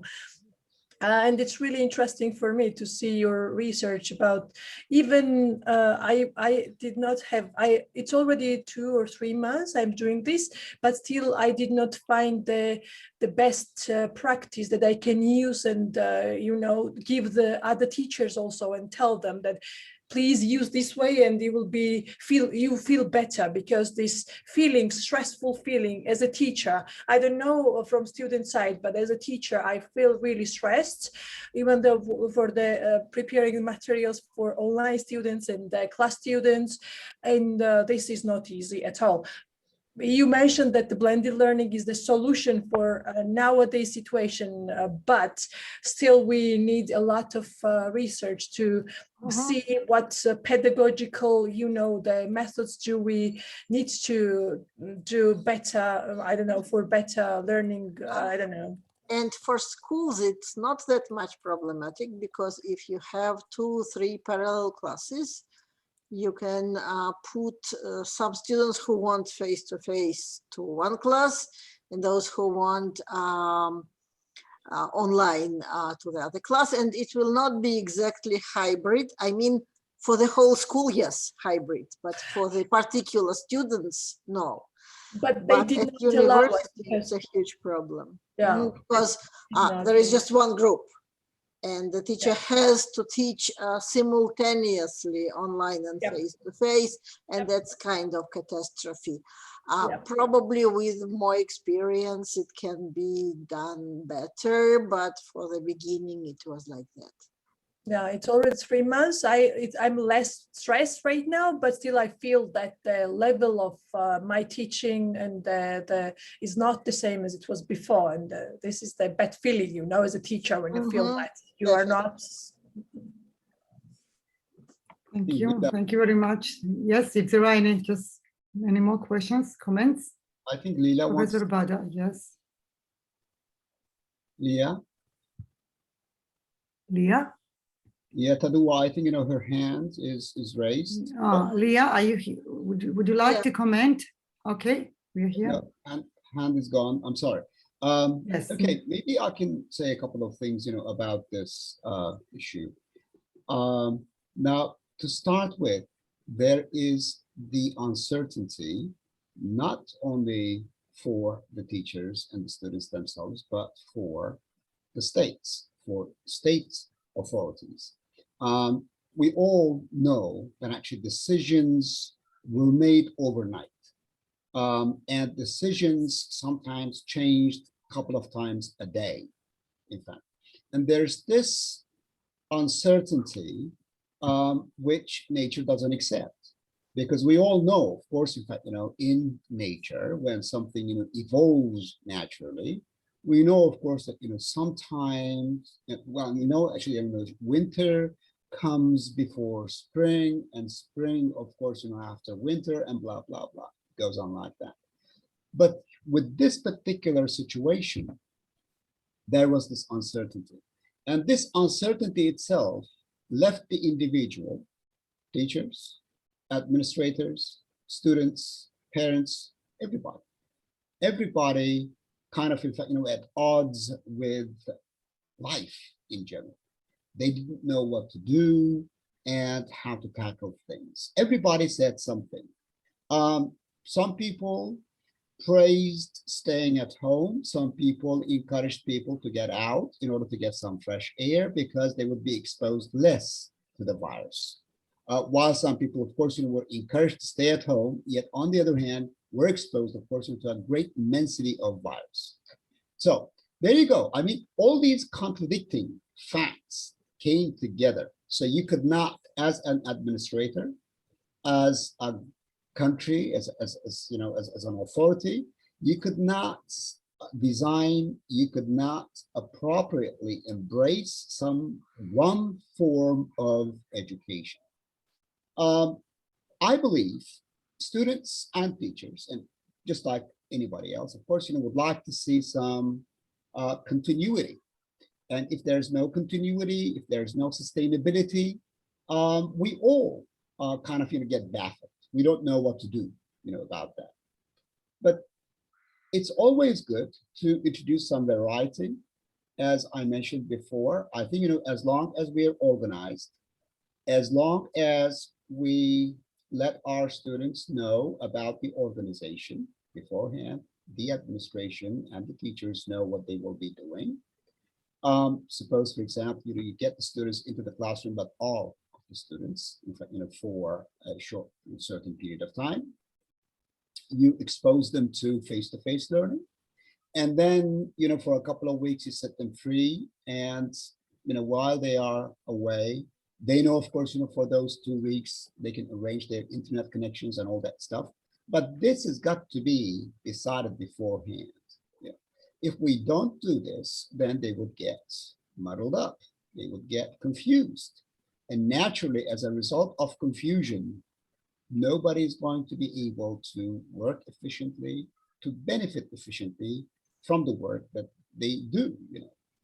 So that is why I guess there are so many things. So that, our hope that post-pandemic things will get more regular and organized, and countries, nations will be much more prepared for such things, and education will evolve in this direction because there's already the technology. I mean, look at this.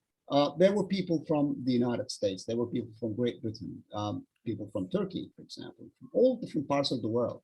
And this is a fantastic opportunity that we can get together right now here face-to-face on the screen, and conduct and contribute to this international academic activity. This is a fantastic opportunity, and we've got to try to embrace this and make the best of it. That's why I think we shouldn't be pessimistic, and there's always optimism in here now, but we need the time a little bit, and we need a little bit some light to see at the end of the tunnel. Once we are out of this tunnel itself, I think we will continue to make the best of what we have, I believe.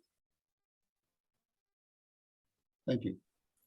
Thank you so much, Dr. Bada. But Thank you, Professor.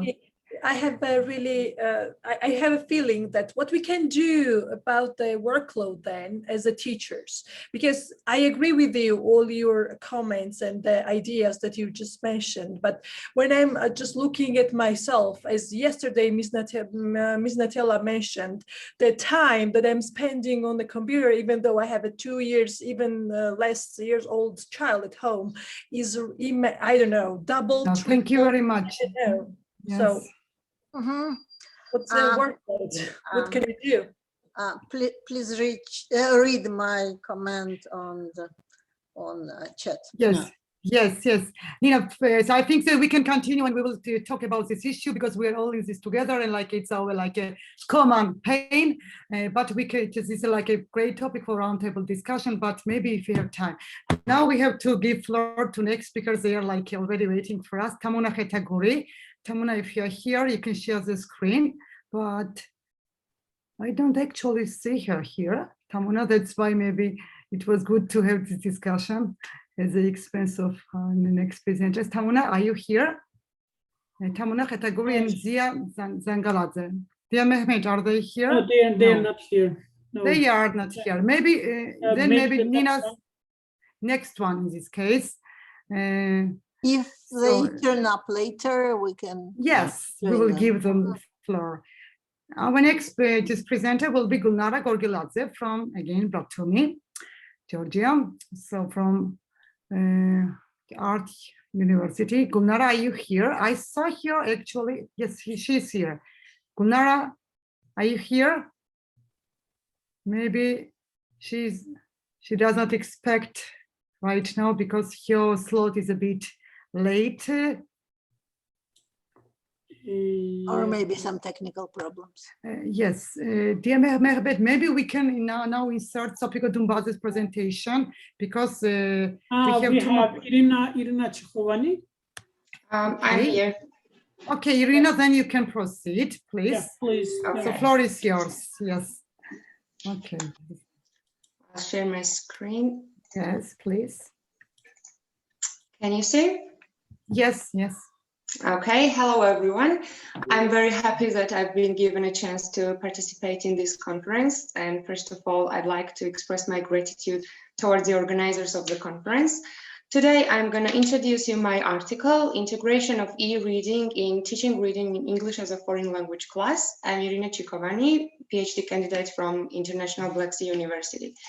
Here you see the structure of the article. I'll start with an abstract and introduction, then I'll talk about electronic books as a scaffolding in EFL class. I'll briefly outline negative features of e-reading and major impediments to e-books, and I'll finish with the conclusion. So reading is a complex process, and there is constant interaction between the reader and the text. So understanding different text is quite crucial and essential for students, as without comprehension, reading is just meaningless process, and it does not provide the reader with any significant information. So teachers are required to just develop appropriate skills and knowledge in students in order to become competent and enthusiastic readers. Technology-assisted education is becoming an indispensable and challenging part of learning nowadays, and it has become absolutely necessary for teachers to enhance the integration of technology into their classroom. So adoption of e-reading in teaching EFL has undergone rapid development, and it has quite positive effect on student reading engagement.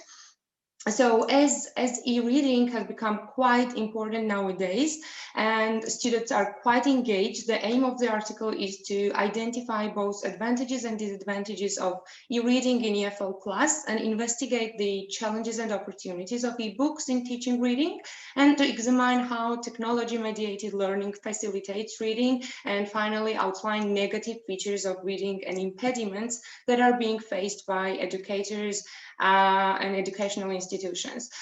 So reading is a skill, language skills that improve readers' intellectual awareness, and learners develop their reading skills in order to be successful in their studies. Without the knowledge of reading, just students remain illiterate, and it has a negative effect on their learning process as well. And technology integration in EFL is commonly accepted and has improved teaching and learning process nowadays. In the 21st century, digital tools just has become inevitable in English language learning and have given rise to more innovative teaching and learning approaches. It provides unlimited opportunities for students and availability of materials online. So teachers and students can just find any book at any time they wish and they need, and it provides access to any book that the students are interested in. Students who are addicted to technology are engaged in reading ebooks that are presented in digital format. So they prefer to read just digital books rather than paper printed books. And it's vital for educators to follow contemporary methods of teaching to support 21st century students. Technology-mediated learning encourages students and foster their success in reading, increases students' motivation, gives students a sense of freedom and encouragement. So it means that students become more autonomous learners because they can easily find books in digital library and they can choose books according to their interest, and they are more motivated and actively involved in the language acquisition process. So it can be said that students prefer working in and reading in digital applications rather than paper books because ebooks incorporate animations, narration, visual displays, built-in dictionaries, and different sounds. So ebooks read the story and highlights the words, so it tracks the words it reads, and it encourages fluency. So the narration tool also demonstrates proper pronunciation, intonation, reading speed. So it means that it serves as a model for students. As for built-in dictionaries provide learners with the meaning, the synonym, a pronunciation of each word, and animations and pictures. Animations and pictures are connected to the words, and if the student just click the picture, appropriate word is provided. And according to different studies, electronic books have positive effect on students' reading comprehension. And as we all know, comprehension is quite crucial for readers, as if readers do not understand the idea of the text, reading is pointless and does not provide any significant purpose. So ebooks provide students with different powerful features like quick navigation, keyword searches, note-taking, links of related information, and so on. So ebooks offer convenient system and pleasant reading experience for students. First of all, at the end of each book, students can find comprehension quizzes and self-monitoring questions. In this case, it's quite easy for teachers to control if students are on the right track.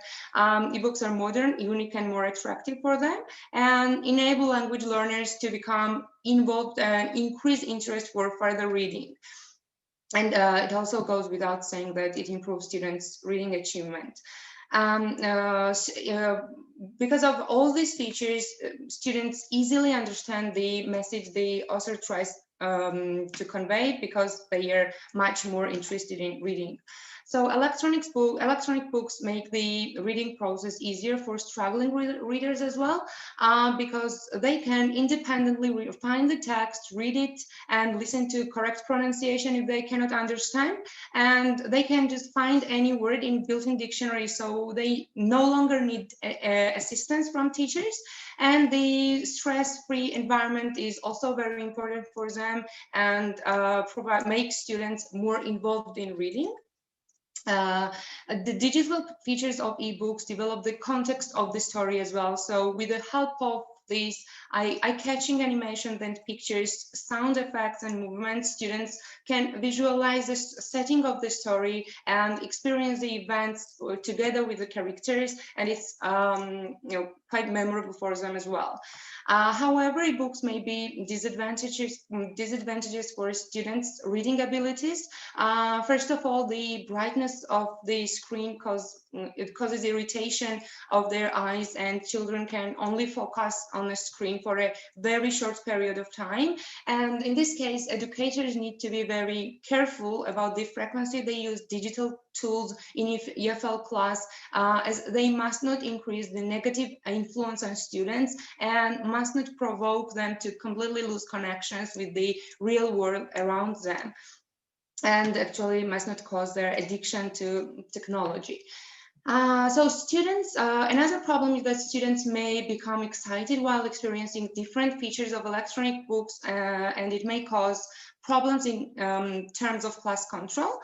Some students may be distracted by different elements on the internet and digital features, and they may not understand the real value of an electronic book and perceive an ebook as a just game because of animations and different sounds, and they may miss the message of the text.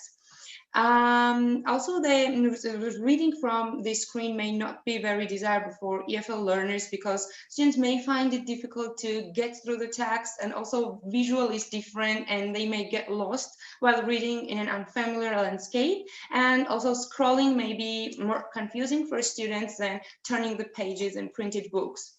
So while reading a printed book, the brain performed linear reading, moving straight across the page line by line, and the linear reading is basis of deep reading. So electronic books should be carefully and closely examined by all EFL teachers, and they should determine how supportive or unsupportive they are for learners' reading comprehension and reading experience. However, high quality and carefully selected books are undoubtedly engaging and interesting for readers. Also we have major impediments to ebooks. Integration of technology into EFL class is essential for learners. However, the process frequently has several impediments. And first of all, the lack of technology investment in most private and public schools. Schools are not sufficiently equipped and they have limited internet access. And also teachers are not competent enough to use technology effectively in the classroom, and they have negative attitudes and beliefs, and a lack of vision of technology's potential for improving teaching and learning, and a lack of time to experiment may also be major impediment to ebooks. So just quickly to list the impediments: teachers' insufficient experience, lack of trainings and technology investment, limited internet access, and negative attitudes toward digital tools. And because of decreasing interest in reading through digital and traditional books and growing popularity of computers, electronic books are becoming more and more essential to the growing number of EFL learners nowadays. As today's learners are growing up in an increasingly technological world and are exposed to multiple forms of technology, and ebooks should certainly be utilized in the field of education to support the reading process. Electronic books significantly improve students' reading skills because they are unforgettable for them, and they use ebooks easily. They choose the story or text according to their interest and use the built-in dictionary, narrative reading features, and also other important features for them. And 21st century teachers should support e-reading in EFL classroom. Electronic books should be carefully selected by educators, as some of the texts may have unsupported features and hinder students' reading process, and teachers should supervise students while using electronic books and give them explicit directions until they become proficient in reading. Electronic books are preferred for a number of significant reasons, as I have already mentioned. And however, nobody is considering that ebooks will substitute all the paper books in the near future, but they will undoubtedly be preferred by increasing number of young learners every day. These are references, and thank you for your attention. If you have any questions, you're most welcome to ask me. Thank you very much. Irina, if there are any questions, any comments, but we still give like 1 minute time. The chat section as well, if there are any questions. No. Okay, thank you very much then. And yes. There's a study which was conducted by one of my doctorate students actually regarding e-prints and paper print books and reading actually, and so the majority of the participants in fact preferred printed material rather than, for example, in fact, electronic material, and females, quite interestingly actually, in fact, were predominantly prone towards electronic material rather than really female participants only. Female participants, exactly. Was the research in Turkey or somewhere else? In Turkey among university students. And the main reasons for the choice of printed material among the population were cited as they cited the smell. You wouldn't believe it. Smell? The smell. Book smell. A lot of people, yeah.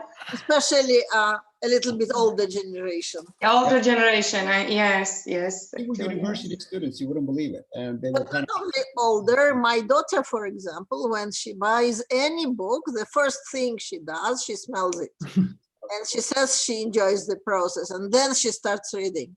Yeah. And, Okay. you know, the touch, some of them actually, you know, kind of texture of the material itself, it felt more human. You know, not many people touch on this, but I find it quite intriguing because, I mean, the book, the printed material, of course, it is made from wood. So we've got wood, you know, and we touch the wood, and we are loaded with static. And I think, you know, as we touch the book, we transmit part of that electricity that is harbored in our body to the book and probably through the book to something else. Whereas with the printed material, whereas with the electronic material, it is a screen. It's already, of course, you know, loaded, charged with electricity. And so are we as human beings, in fact. So in a way, I mean, there's no relaxation that you can get from an electronic material. The relaxation that you would get from a printed material. Quite interestingly. And something else, that student of mine, actually, who carried out the research, happened to be on a plane flying. So he was sitting, of course, you know, next to a lady, and she was reading a book, a printed material. So he takes out his Kindle and starts reading, you know. And the hostess right there, of course, you know, gives the commands, of course, to switch off all electronic devices, which he does.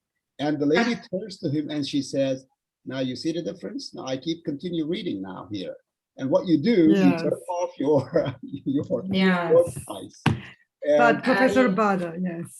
Yes, Yeah. currently I'm conducting a survey in primary sector about these electronic books, and if I just compare when they start reading paper books, they just become very lazy and start reading, then they stop, they stop. However, while reading electronic books and listening at the same time, they are much more concentrated. I don't know, they are much more engaged, and then I will finish my dissertation the next year, and then I will compare the results. Good for you.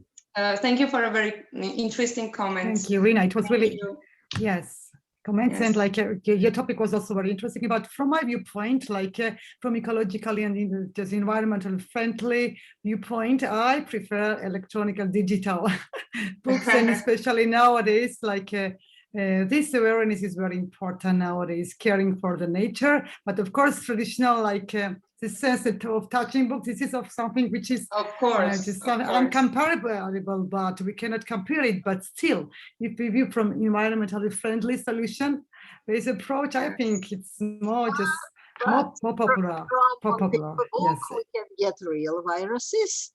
Electronic book, we can get only electronic viruses, which are not good for our health. Don't forget. Yeah, in this situation, yes.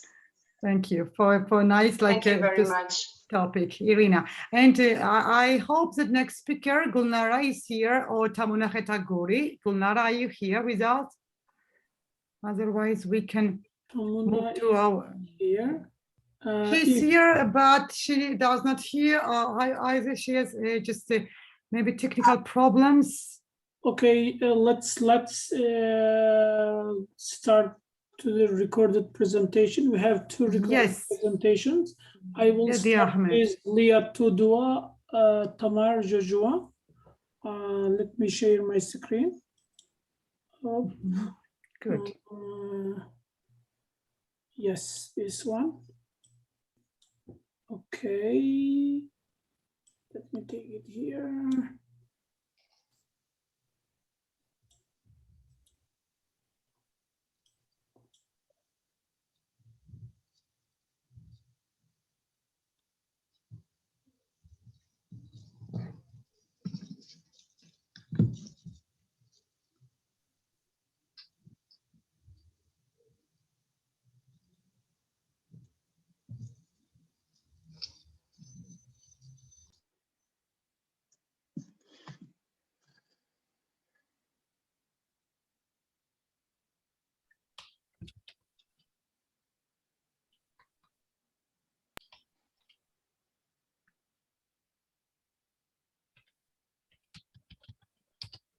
Hello, can you see my screen? Yes, we can. Yes. Okay. Hello. So the study which we're going to present concerns those syntactic mistakes which non-native English-speaking students frequently make when translating from Georgian into English. Certainly, translation has always been a problematic issue and difficult job. And one of the challenges in it is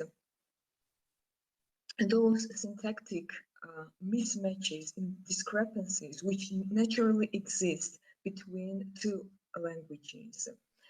And when assessing the quality of a written translation, one of the foremost criteria is the maximum approximation of the produced text to the syntactic constructions and characteristics of the target language.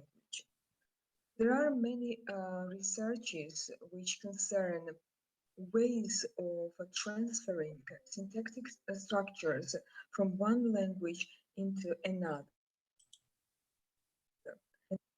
Propositions are most noteworthy in this respect. Here there is a short, not a full list of the strategies he proposes in this respect. For example, literal translation, loan, transposition, and so on. Certainly, language learners and our study concerns those students who specialize in translation studies.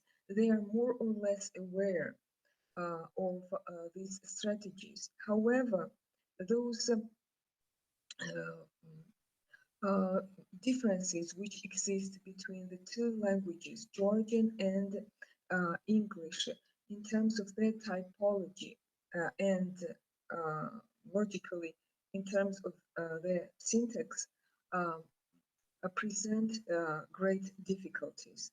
What I mean, English is an analytic language, and in it, for meaning expression, we heavily rely on a fixed order of words, and words, both open and closed class words, are almost stripped of cases and conjugation forms.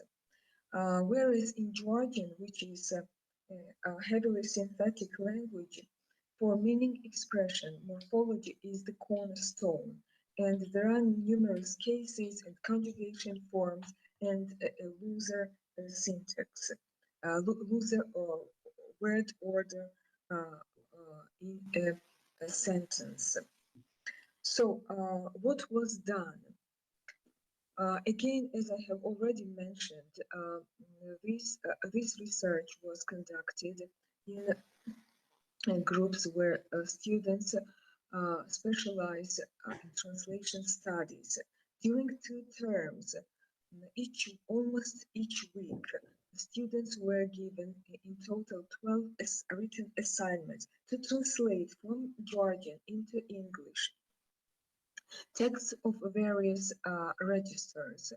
And starting from the very first week, these assignments were corrected, analyzed, in order to tease out which are typical frequent mistakes, failures, errors, which students have in their written translations in terms of syntactic constructions. And here are the main findings of the research. So the first typical mistake observed was blindly following the structure of the source language when translating, and in this way getting unnatural for the target language sentence construction, often with subsequent of initial meaning as well. And here are given examples from students' home tasks. Then, so Additional proof of what has already been said is that in many cases, punctuation of a translated text strictly follows conventions of Georgian syntax and punctuation, logically leading to meaning obscurity and deviation. And here again are examples. Lacking knowledge of intricate and complicated English syntactic constructions and opting for a simple, often incorrect, however unimpressive, structures. Here are given examples. Then deviating from the fixed order of words in English, which leads to various aberrations. And here again, and this is connected with what we have already said, that Georgian having not a fixed order of words and English strictly a fixed order. So for Georgian students, for Georgian is a native tongue, it's difficult to get accustomed to this sort of syntactic constructions, and thus they get such failures. And then a lack of knowledge how to use ellipsis and substitution for making English sentences duly laconic and cohesive. Okay, and again, examples are given.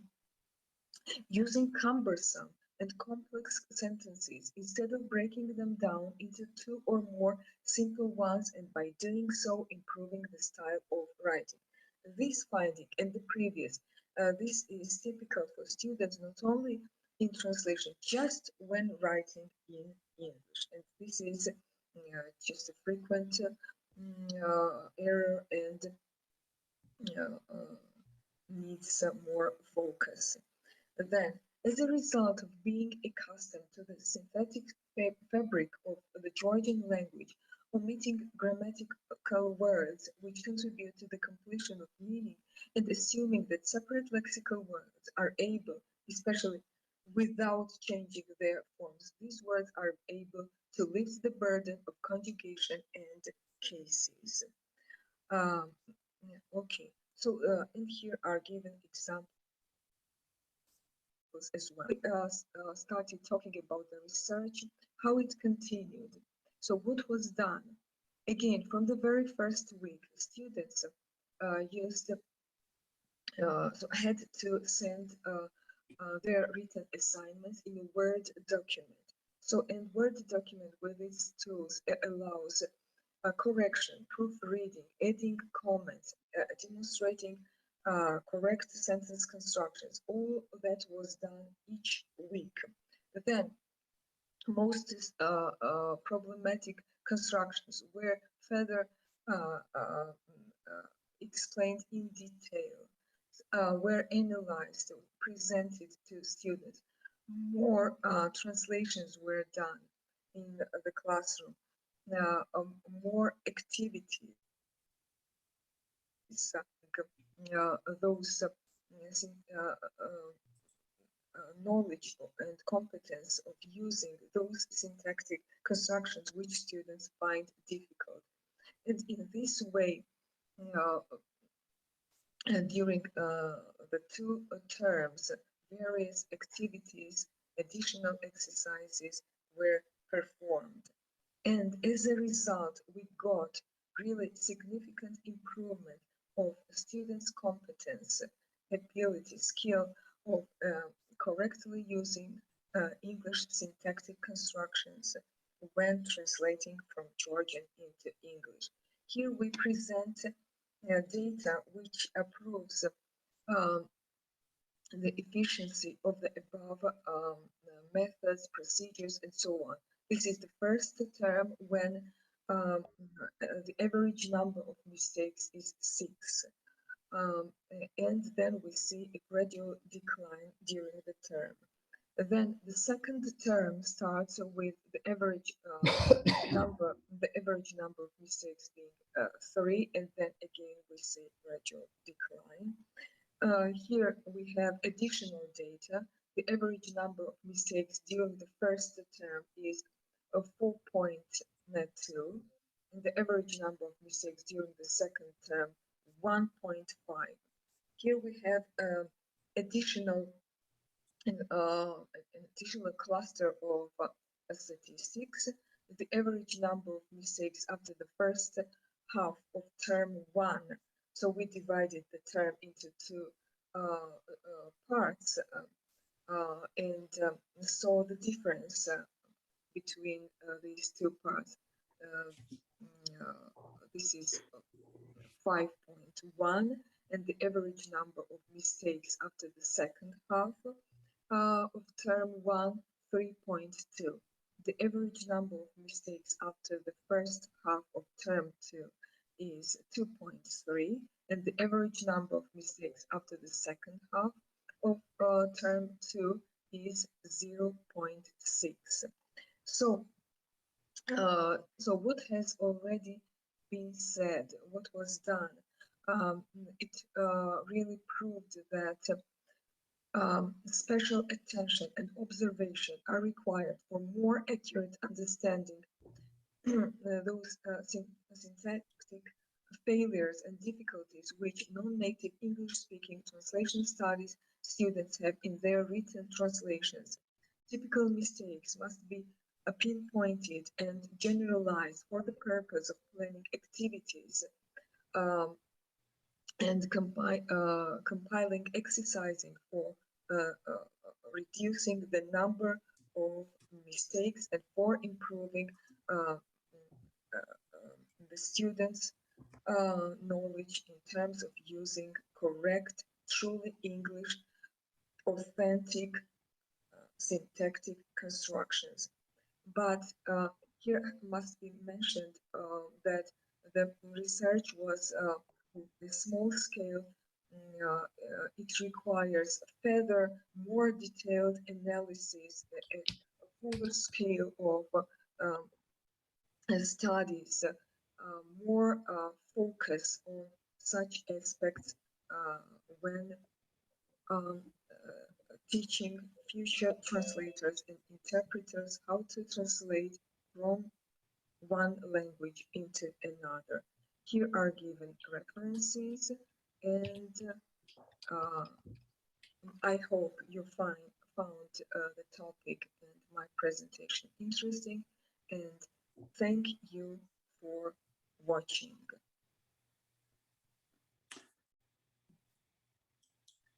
Goodbye. Okay, thank you. And I think Leah Todua is here. If you have any question. Yes. Thank you. I am here. Thank you for watching. And if you have questions, I can answer. Okay.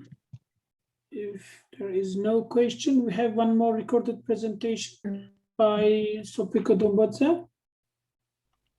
Yes. Okay, let me share. Okay, Dombadze.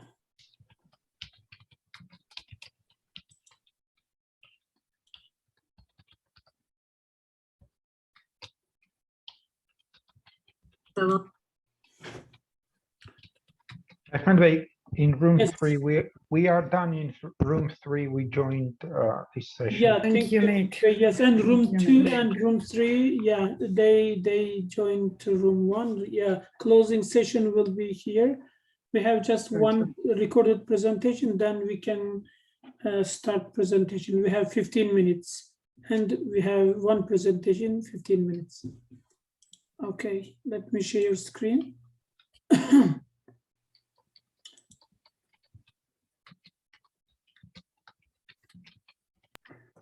Okay. Can you see my screen? Yes, we can. Okay, let's start. Hello, I'm Sofika Dombadze. I'm an assistant professor at Batumi State Maritime Academy. And my article is about online learning. So it's about implementation of online classes in ESP course. So it's evident that technology has become an inseparable part of our everyday life. Now educators are faced with new challenges called online education, and it gives birth to various issues like how we should adjust online teaching to learner types, manage time judiciously, support and enthuse learners to achieve the set goals for preventing outcomes. All these concerns become more tense for teaching ESP, as it has always been difficult to teach ESP even in face-to-face classes for a number of reasons, and pandemic situation makes it worse. It's not a secret that psychology is an adjacent field of any learning process. Every teacher instills psychological elements in education. Thus, relatively new term e-learning psychology emerges in learning process, as teachers have to modify their lesson plans and adjust them to all type of e-learners. So e-learning temporary or permanent. So nothing is eternal. This pandemic situation is to be over as well. And the questions arise whether to stop online education at all or let it be in some ways. Do students benefit from it or not? It really impacts adversely on outcomes of ESP or not. Therefore, the work shows the result of the questionnaire compiled to meet the answers to these issues from the learner's viewpoint, as they are definitely shaped here. Teaching ESP. So teaching ESP is not simple, as it requires background knowledge of general English and professional field. Unless these factors, teacher has to provide learner with GE, ESP, and some issues from professional field that particularly amplifies the problem. And now, besides all these issues, teachers are faced with rather new dilemma, that is teaching ESP online. There are always plenty of challenges involved in ESP teaching, and pandemic situation worsens it. But for dedicated teachers, difficulties are not the barrier, but the obstacles to overcome. Educational psychology and e-learning. Educational psychology is one more noteworthy point to be highlighted.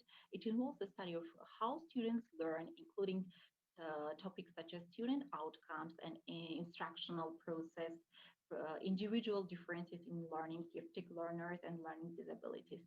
So psychology gives education the theory of individual differences, that every child has different mental abilities and learns with different pace.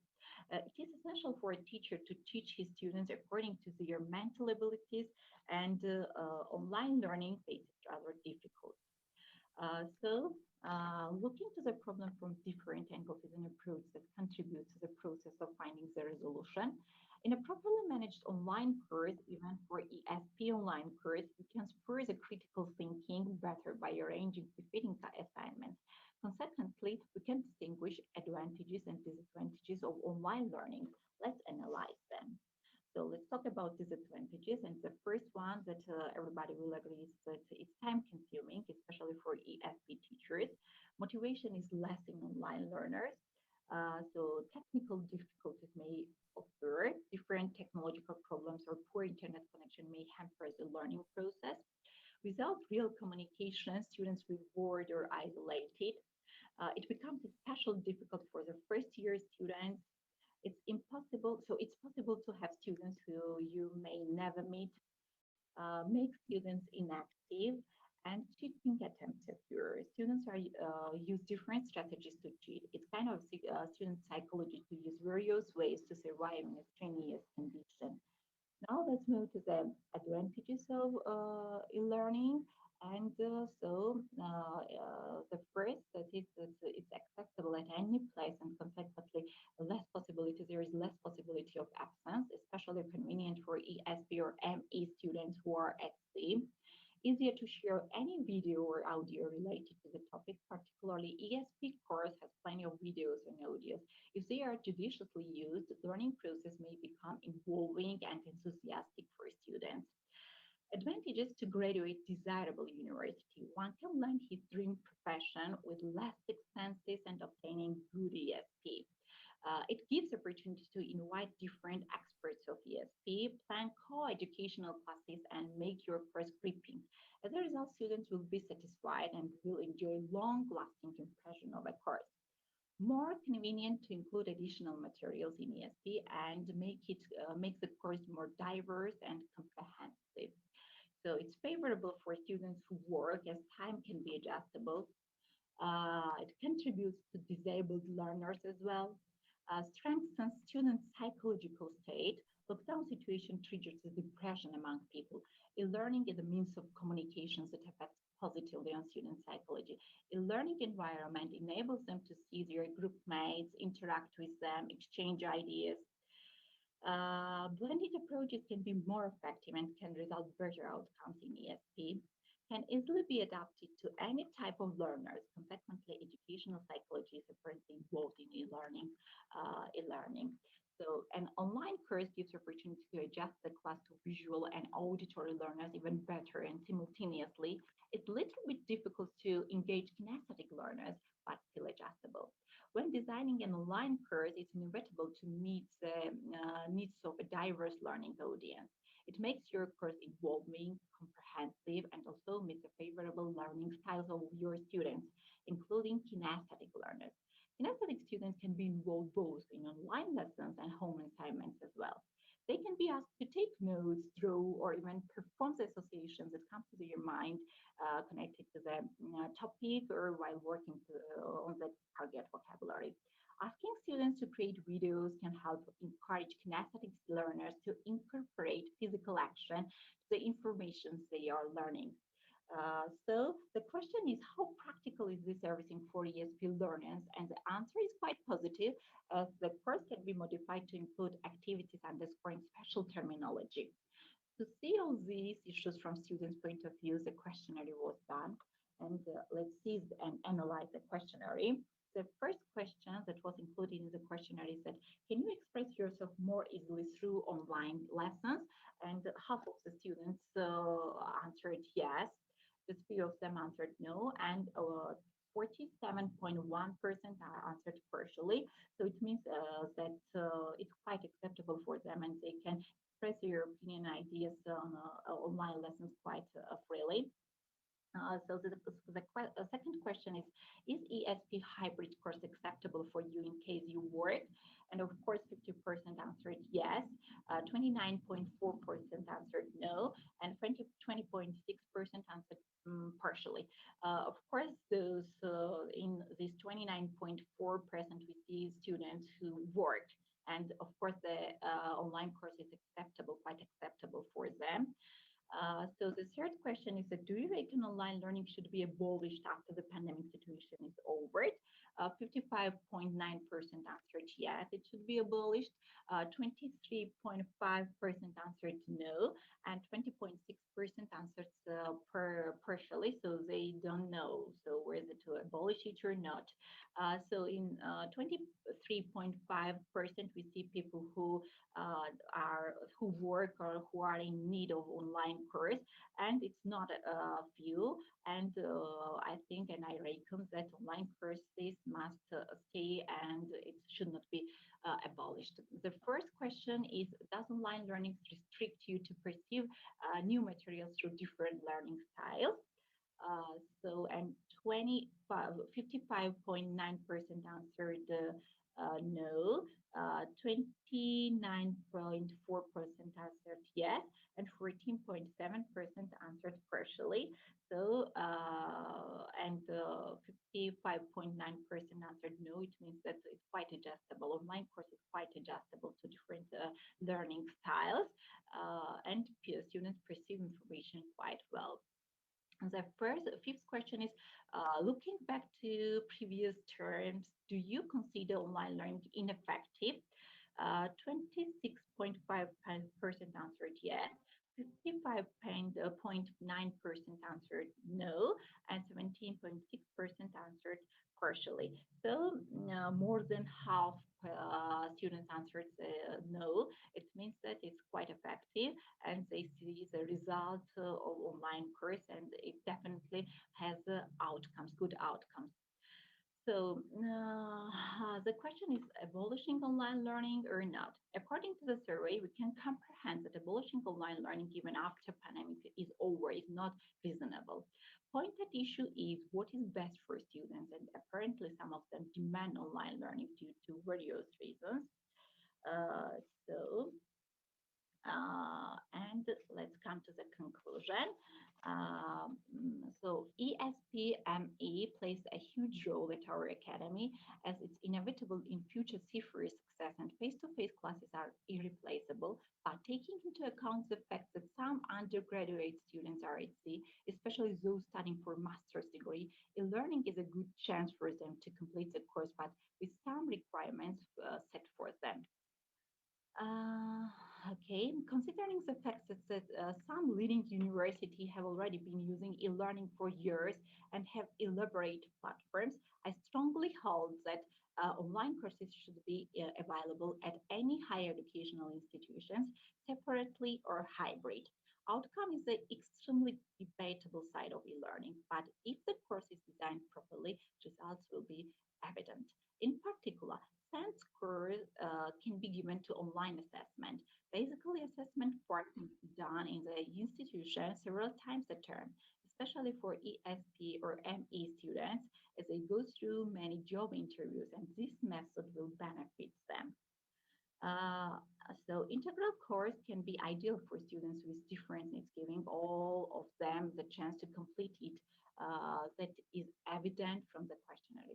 One day a week can be made as e-learning day, for example, e-learning Friday, or separate online ESP course should be compiled for students in need. So ESP teaching approaches give us possibility to encourage learners to be actively involved. Undoubtedly, it's up to a course designer or to a teacher to make his lesson challenging for different types of learners to engage them. A well-designed ESP e-learning course can motivate learners to become even more engaged with it. A learner-centered approach is vital, enabling students to develop interactivity. So interactivity helps to grip the learner's interest and provide a means for individual practice and reinforcement. So as e-learning is an emerging field, it's difficult to underscore efficiency of psychological approach in the learning process. But the last plays the foremost role in having desirable outcomes. It is significant to evoke psychological factors of an individual to make the course more active, enthusiastic, and grab students' attention from technology to learning materials. And as the survey depicts, it is realistic even online. That the psychological approaches are adaptable to online course and e-learners. One of the greatest advantages of online education is that students who cannot attend class, including people with disabilities or students with full-time jobs, benefit from it and complete their course timely without educational breaks. Online courses allow students more diverse experience.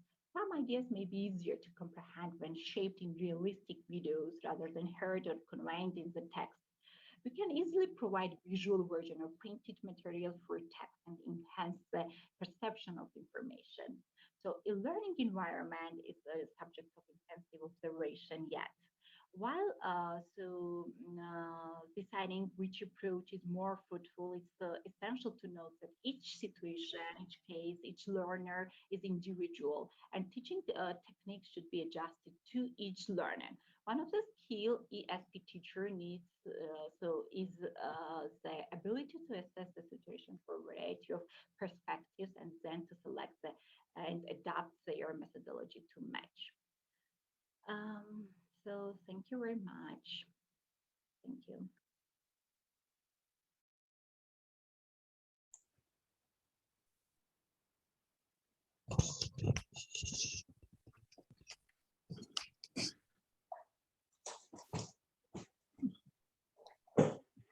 Okay, thanks. So Yes, our section is over. yes. So thank you very much to all the attendees for active participation, just interaction, like very interesting presentations, and for Professor Bada and Mehmet for just chairing the session. And I think that we are just almost on time. Yes, in good time. Yes. Yes. Thank you all. Yes. Thank you all. I think it's been a very conclusive, very, very good, beautiful academic activity. And I would like, from bottom of my heart, I would like to thank every single one of you. Just a little later, can you? Excuse me, ma'am? Can you say thanks a little late? Can I say thanks in A Turkish? little later. No, Yes, no. of course. A bit late, later. A little later Oh, when okay. we start the. Okay. All right. I certainly can say actually a little bit later. Yes. Okay. Definitely. Definitely. Okay, dear friends. So the sad and happy simultaneously moment has come. Happy because we are all tired and we need to have a short rest before Monday. Sad because all nice things are over 1 minute, and of course we would like them to continue because it was interesting communication. So I would like some of conference participants, especially if some international colleagues are still here, to express their positive opinions and maybe criticisms as well. Can we record, please? It's recording. And record all the time. Yeah, recorded. Very good. Okay, so anybody who has something to say is welcome.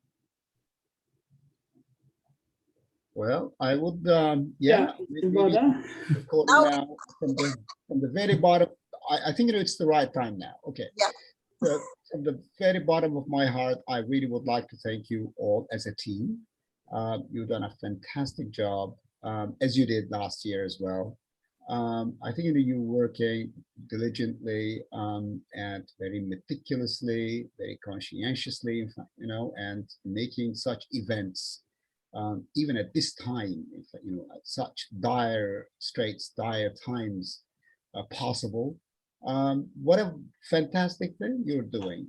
I mean, you are helping the academic community continue their mission. This is, after all, actually, which keeps us going, because this is how we feed ourselves. We nourish ourselves. We nourish ourselves by sharing what we did, what we are doing, our concerns, our fears, our experiences. We kind of, put them here on the screen, and we benefit from what we see. We learn from what we see. We try to adapt to our own localities, to our own environment. We're human beings. We are academics. Our aim is very clear: to serve. Of course, we are servants. We are serving our students. We are serving this community. And of course, this feeds us in return. And it makes us happier and hopefully healthier, mentally and physically. For that reason, I guess, I mean, you've been a wonderful team, enabling us to move in this direction. This is a great contribution that you are making. Thank you from the bottom of my heart. Thank you, Professor Bada, so much. Somebody else probably. Okay, may I please? Sure, Huda, our Hello. old friend. Okay, hello, Prof. Natila. Hello, Mohammed. Hello, everyone. I'm really happy to be here today for the third time, maybe participating in this conference series, actually, which I do like to participate every single year. I didn't tell you that, Prof. Natila, maybe Mohammed knows this. Actually, I participated this time with my student MA candidate, working on a thesis tackling ecolinguistics from a new perspective, because to the best of our knowledge, his thesis is going to be the first one in our sphere of research, and I'm trying my best to include that part of ecolinguistics in our sphere of research in my University of Mosul, Iraq, actually. This part of researching is somehow unearthed here. So it's a chance for me to start supervising and mentoring that guy in order to present a new portal, let me say, to linguistics and ecolinguistics as you know that environmental issues are on our table daily in our daily life. We are suffering from global warming, afforestation, the problem of logging trees, the green parts. All parts of the world are suffering from these let me say, critical issues. So maybe we're going to do something good, inshallah, for our from our part. In our place, Iraq, you know that Iraq suffers a lot from war, and war actually was the major reason behind environmental a crisis, let me say, or issues. Thank you very much again. Thank you for my colleagues from different parts of the world for being here today, and actually for 2 days. Sorry I didn't catch you yesterday because I'm busy preparing myself and my student for her viva, which is going to be in a couple of days. Thank you again. But you can watch the video recording on YouTube. Yeah, surely. Yeah, thank you very much. Thank you. By the way, considering ecological linguistics and ecological pedagogy, probably we've saved a lot of nature by not using airplanes to come to this conference. It's a little bit a sad joke, but somehow. Thank you. Anybody else? Natalana, Mr. Safet Bayraktutan is here, Rector, International Valencia University. Maybe he wants to say something. Okay, yeah. Right. Thank you, Mr. Shiner. Thank you, Natalana. Thank you. Once again, I would like to greet all audience, all participants, dear professors, dear rectors, and everybody who is interested this event and who is interested in the event from the very beginning of the conference during these 11th years, let's say, and hope to meet each other, even in virtually or here in Tbilisi or anywhere else, but continuously. This anniversary hope to continue many times and many years. I of partly not all sessions, but many sessions I joined and was participated, where I really was very surprised and very satisfactory with the presentations and with this research works. For this, I also would like to congratulate the organizers like you, Nicholas, Eka, Mehmet Bey, and so on. But also these participants are great.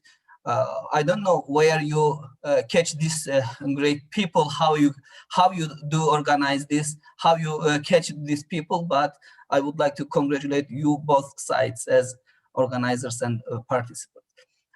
This virtually has many problems. Of course, we cannot do many activities when we can do in auditories, in conference halls, but still it has many benefits also. That's why, so now the world is changing. There are many, let's say, governments are working to recover this pandemic situation, and hope next year in May, we have chance to meet each other in Tbilisi, the capital of Georgia, the capital of Caucasia, let's say like this. And we can also add there, as an administration, we can add there some more activities like sightseeing or restaurants or something like this. This part can be guaranteed by me, but also another part to participate in the conferences, to enlarge interest of this conference and to enlarge the research papers of this conference will be also guaranteed by you. In this case, I can guarantee also some other parts when we will have organized this event in our university. Not to continue too much, once again, I would like to underline my great appreciation, my great satisfaction with this program, with this conference, and wish you to meet you, to host you once again in a very early dates. Thank you, Mr. Thank you very much. Safete. Do we have any other guests? Doesn't matter, international, Georgian. We have had a big team from Kutaisi. We have had a big team from Batumi. So probably somebody expressed their opinion. I would like to thank you once again for so interesting papers, and I would like to thank you, Mrs. Natella, Mr. Nicolos, and Mrs. Eka for organizing such a great, huge conference, and wish you everything the best. I hope this pandemic situation will be over one day. I hope, and we'll personally meet each other next year. Thank you very much. Thank you. Maybe one or two people more. Could I also add a few words on behalf of Kutaisi people here? We do not represent another country, but we do represent another higher educational institution and another city in Georgia. And you might have noticed that there are quite a few people from among my colleagues from Kutaisi State University. And this does not happen for the first or second time. Like many of you, we have been coming here for many, many years now. And it's not only because of our personal contacts with International Black Sea University, and not only because of my and our deepest respect for Professor Natella Doronadze and our friendship with Eka and Nicolos and others, but this is because this conference always offers excellent opportunities to all of us, more experienced, less experienced colleagues of mine, because this is a wonderful opportunity for sharing, for listening to professionals that we have only read articles written by, and we know that they are out there somewhere, and then we see them face to face and get the chance to ask them questions and thank them for their role in our lives and in our professional development. So I just want to say thank you to everyone. And I have to say, I wrote to Nicolos about that, but I have participated in a couple of online events in the last year or two. But this has been, I think, the most seamlessly organized from technical point of view, from the way that, I mean, we could join immediately, share everything. And that, I think, takes a lot of technical expertise as well as academic professional knowledge. So thank you so much on behalf of Kutaisi people and Kutaisi colleagues. Thank you. Thank you very much. Anybody else? Ms. Natella, I want to express my gratitude from Rustavi. Especially I want to value your energy to organize such huge conferences, and you know how to deal with separate presenters, how to facilitate them, how to facilitate the lazy ones, I know, and how to involve them in the conferences and to motivate them. And thank you again very much, you and the whole team and all the participants. Okay, thank you. Nick, Mehmet, I want to be the last. Okay. Yes, I would like to say many thanks to my colleagues, Kalvator Natella, Eka, Mehmet Bey. What Nino mentioned about this technical part as well, along with the content. For technical parts, mostly Mr. Mehmet Şahiner is to be blamed for that. but actually, I don't know what we would have done without him. Yes. However, yes, you are right. It takes much time and a nerve to plan so that you don't have any failures there, and then somehow plan ahead what kind of technical issues there might be. And yes, we always try to run not after big names, but after this meaningful content, let's say, so that these presenters are valuable for everyone. So yeah, I would like to thank my colleagues, and of course I would like to thank the administration of our university, Dr. Safiet, and our vice rector Thea Kviltasklashvili, and who is the vice rector for research and education, and the faculty. And you had a chance to meet our dean yesterday, Professor Tamar Shirashvili. And yeah, we are a small university, and I think an efficient one. So this is our goal, to get connected to many, yes, to get connected with many wonderful and valuable people. And yes, as I said, we are not after big names, we are after meaningful content. So we do appreciate your participation. Thank you for this enthusiasm, especially in these hard times. So thank you, all of you. Dear colleagues, participants, thank you very much. Actually, it's 8:30 a.m. morning, almost 8 hours.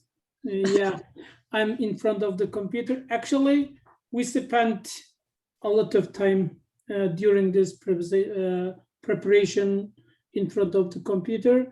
And okay, I'm dealing with the technical part, but we have another job and another person who is doing the huge work, reading all papers, abstracts, full papers, Professor Dr. Nataladze, Natala Doganadze, sorry. So we are a team and we do it together. Ms. Eka, Nikbey, and Ms. Natala, thank you very much. And for support, International Black Sea University Rector, Dr. Safet Bayraktan, thank you very much. And thank you very much to all of you. Thank you for participating in this conference. And I hope next year, if we have normal life, we will meet in person in Tbilisi, maybe. But who knows if this definitely we will meet. Yeah. So and in what format? Let's see. Yes. Let's hope to meet in face-to-face format. Yes, in person participation. Yeah, we had a lot of activities and programs. So I hope we will do it again. Thank you. Thank you very much, all of you. Thank you, Kavita and Natala. I'll say a couple of words before you finalize the conference. Many thanks to the participants, and I'm really very proud to be a member of this wonderful and amazing team. These 2 days, I obtained a feeling of safety in a pandemic world where people really feel kind of isolated and socially disconnected, and having the opportunity to interact with all the participants made me very happy, and I'm very grateful to all of you for that. Thank you very much. Thank you, Eka. Taking up the topic of pandemic, etc., I would like to mention that there were very many presentations in this conference dealing with either how to deal with pandemic problems in teaching, in education, and on the other hand, about electronic teaching and learning. So we teachers are people who try to learn from any situations, from positive ones, from negative ones, and it proves that we are doing our best to make the benefit of even this unpleasant situation when we can't meet each other face to face and meet our students face to face. But still we're doing as much and a little bit more as we can. Okay, the sad minute has come. Let me end with a little lyric which I compiled for the first IRCEELT conference. Conferences start and then they end. And we have to say goodbye. Alas, we have. But there is the knowledge in our brains and there are friends deep in our hearts. Thanks to everybody, to IPSU administration, to our colleagues, to my team, of course, to participants, to guests from other countries as well as from other towns. Thank you all. And bye-bye. So we can take some. Bye. Goodbye. Bye, everyone. Thank you again. Bye. Bye. Thank you. Thanks a lot. Goodbye. Thank you so much. Bye. Thank you. Thank you and Bye. goodbye. Thank you. Bye. Okay.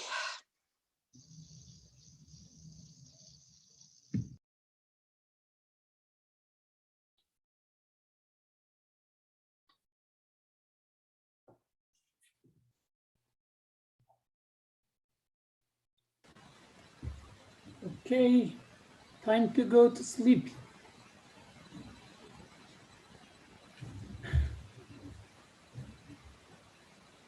Okay. Thank you so much, Ahmed Bey. Thank you. Nick Bey. Yeah, it was really great. Thanks to you. We did not have any technical issues. Yeah, we didn't have. Thank you. Okay. Let's Okay. discuss. Yeah, please have a rest and then let's discuss it tomorrow. We will discuss it later. Yeah, no problem. So thank you so much. Take Bye-bye. care. Bye. Bye. I will send you the pictures, all of them. Okay, no problem.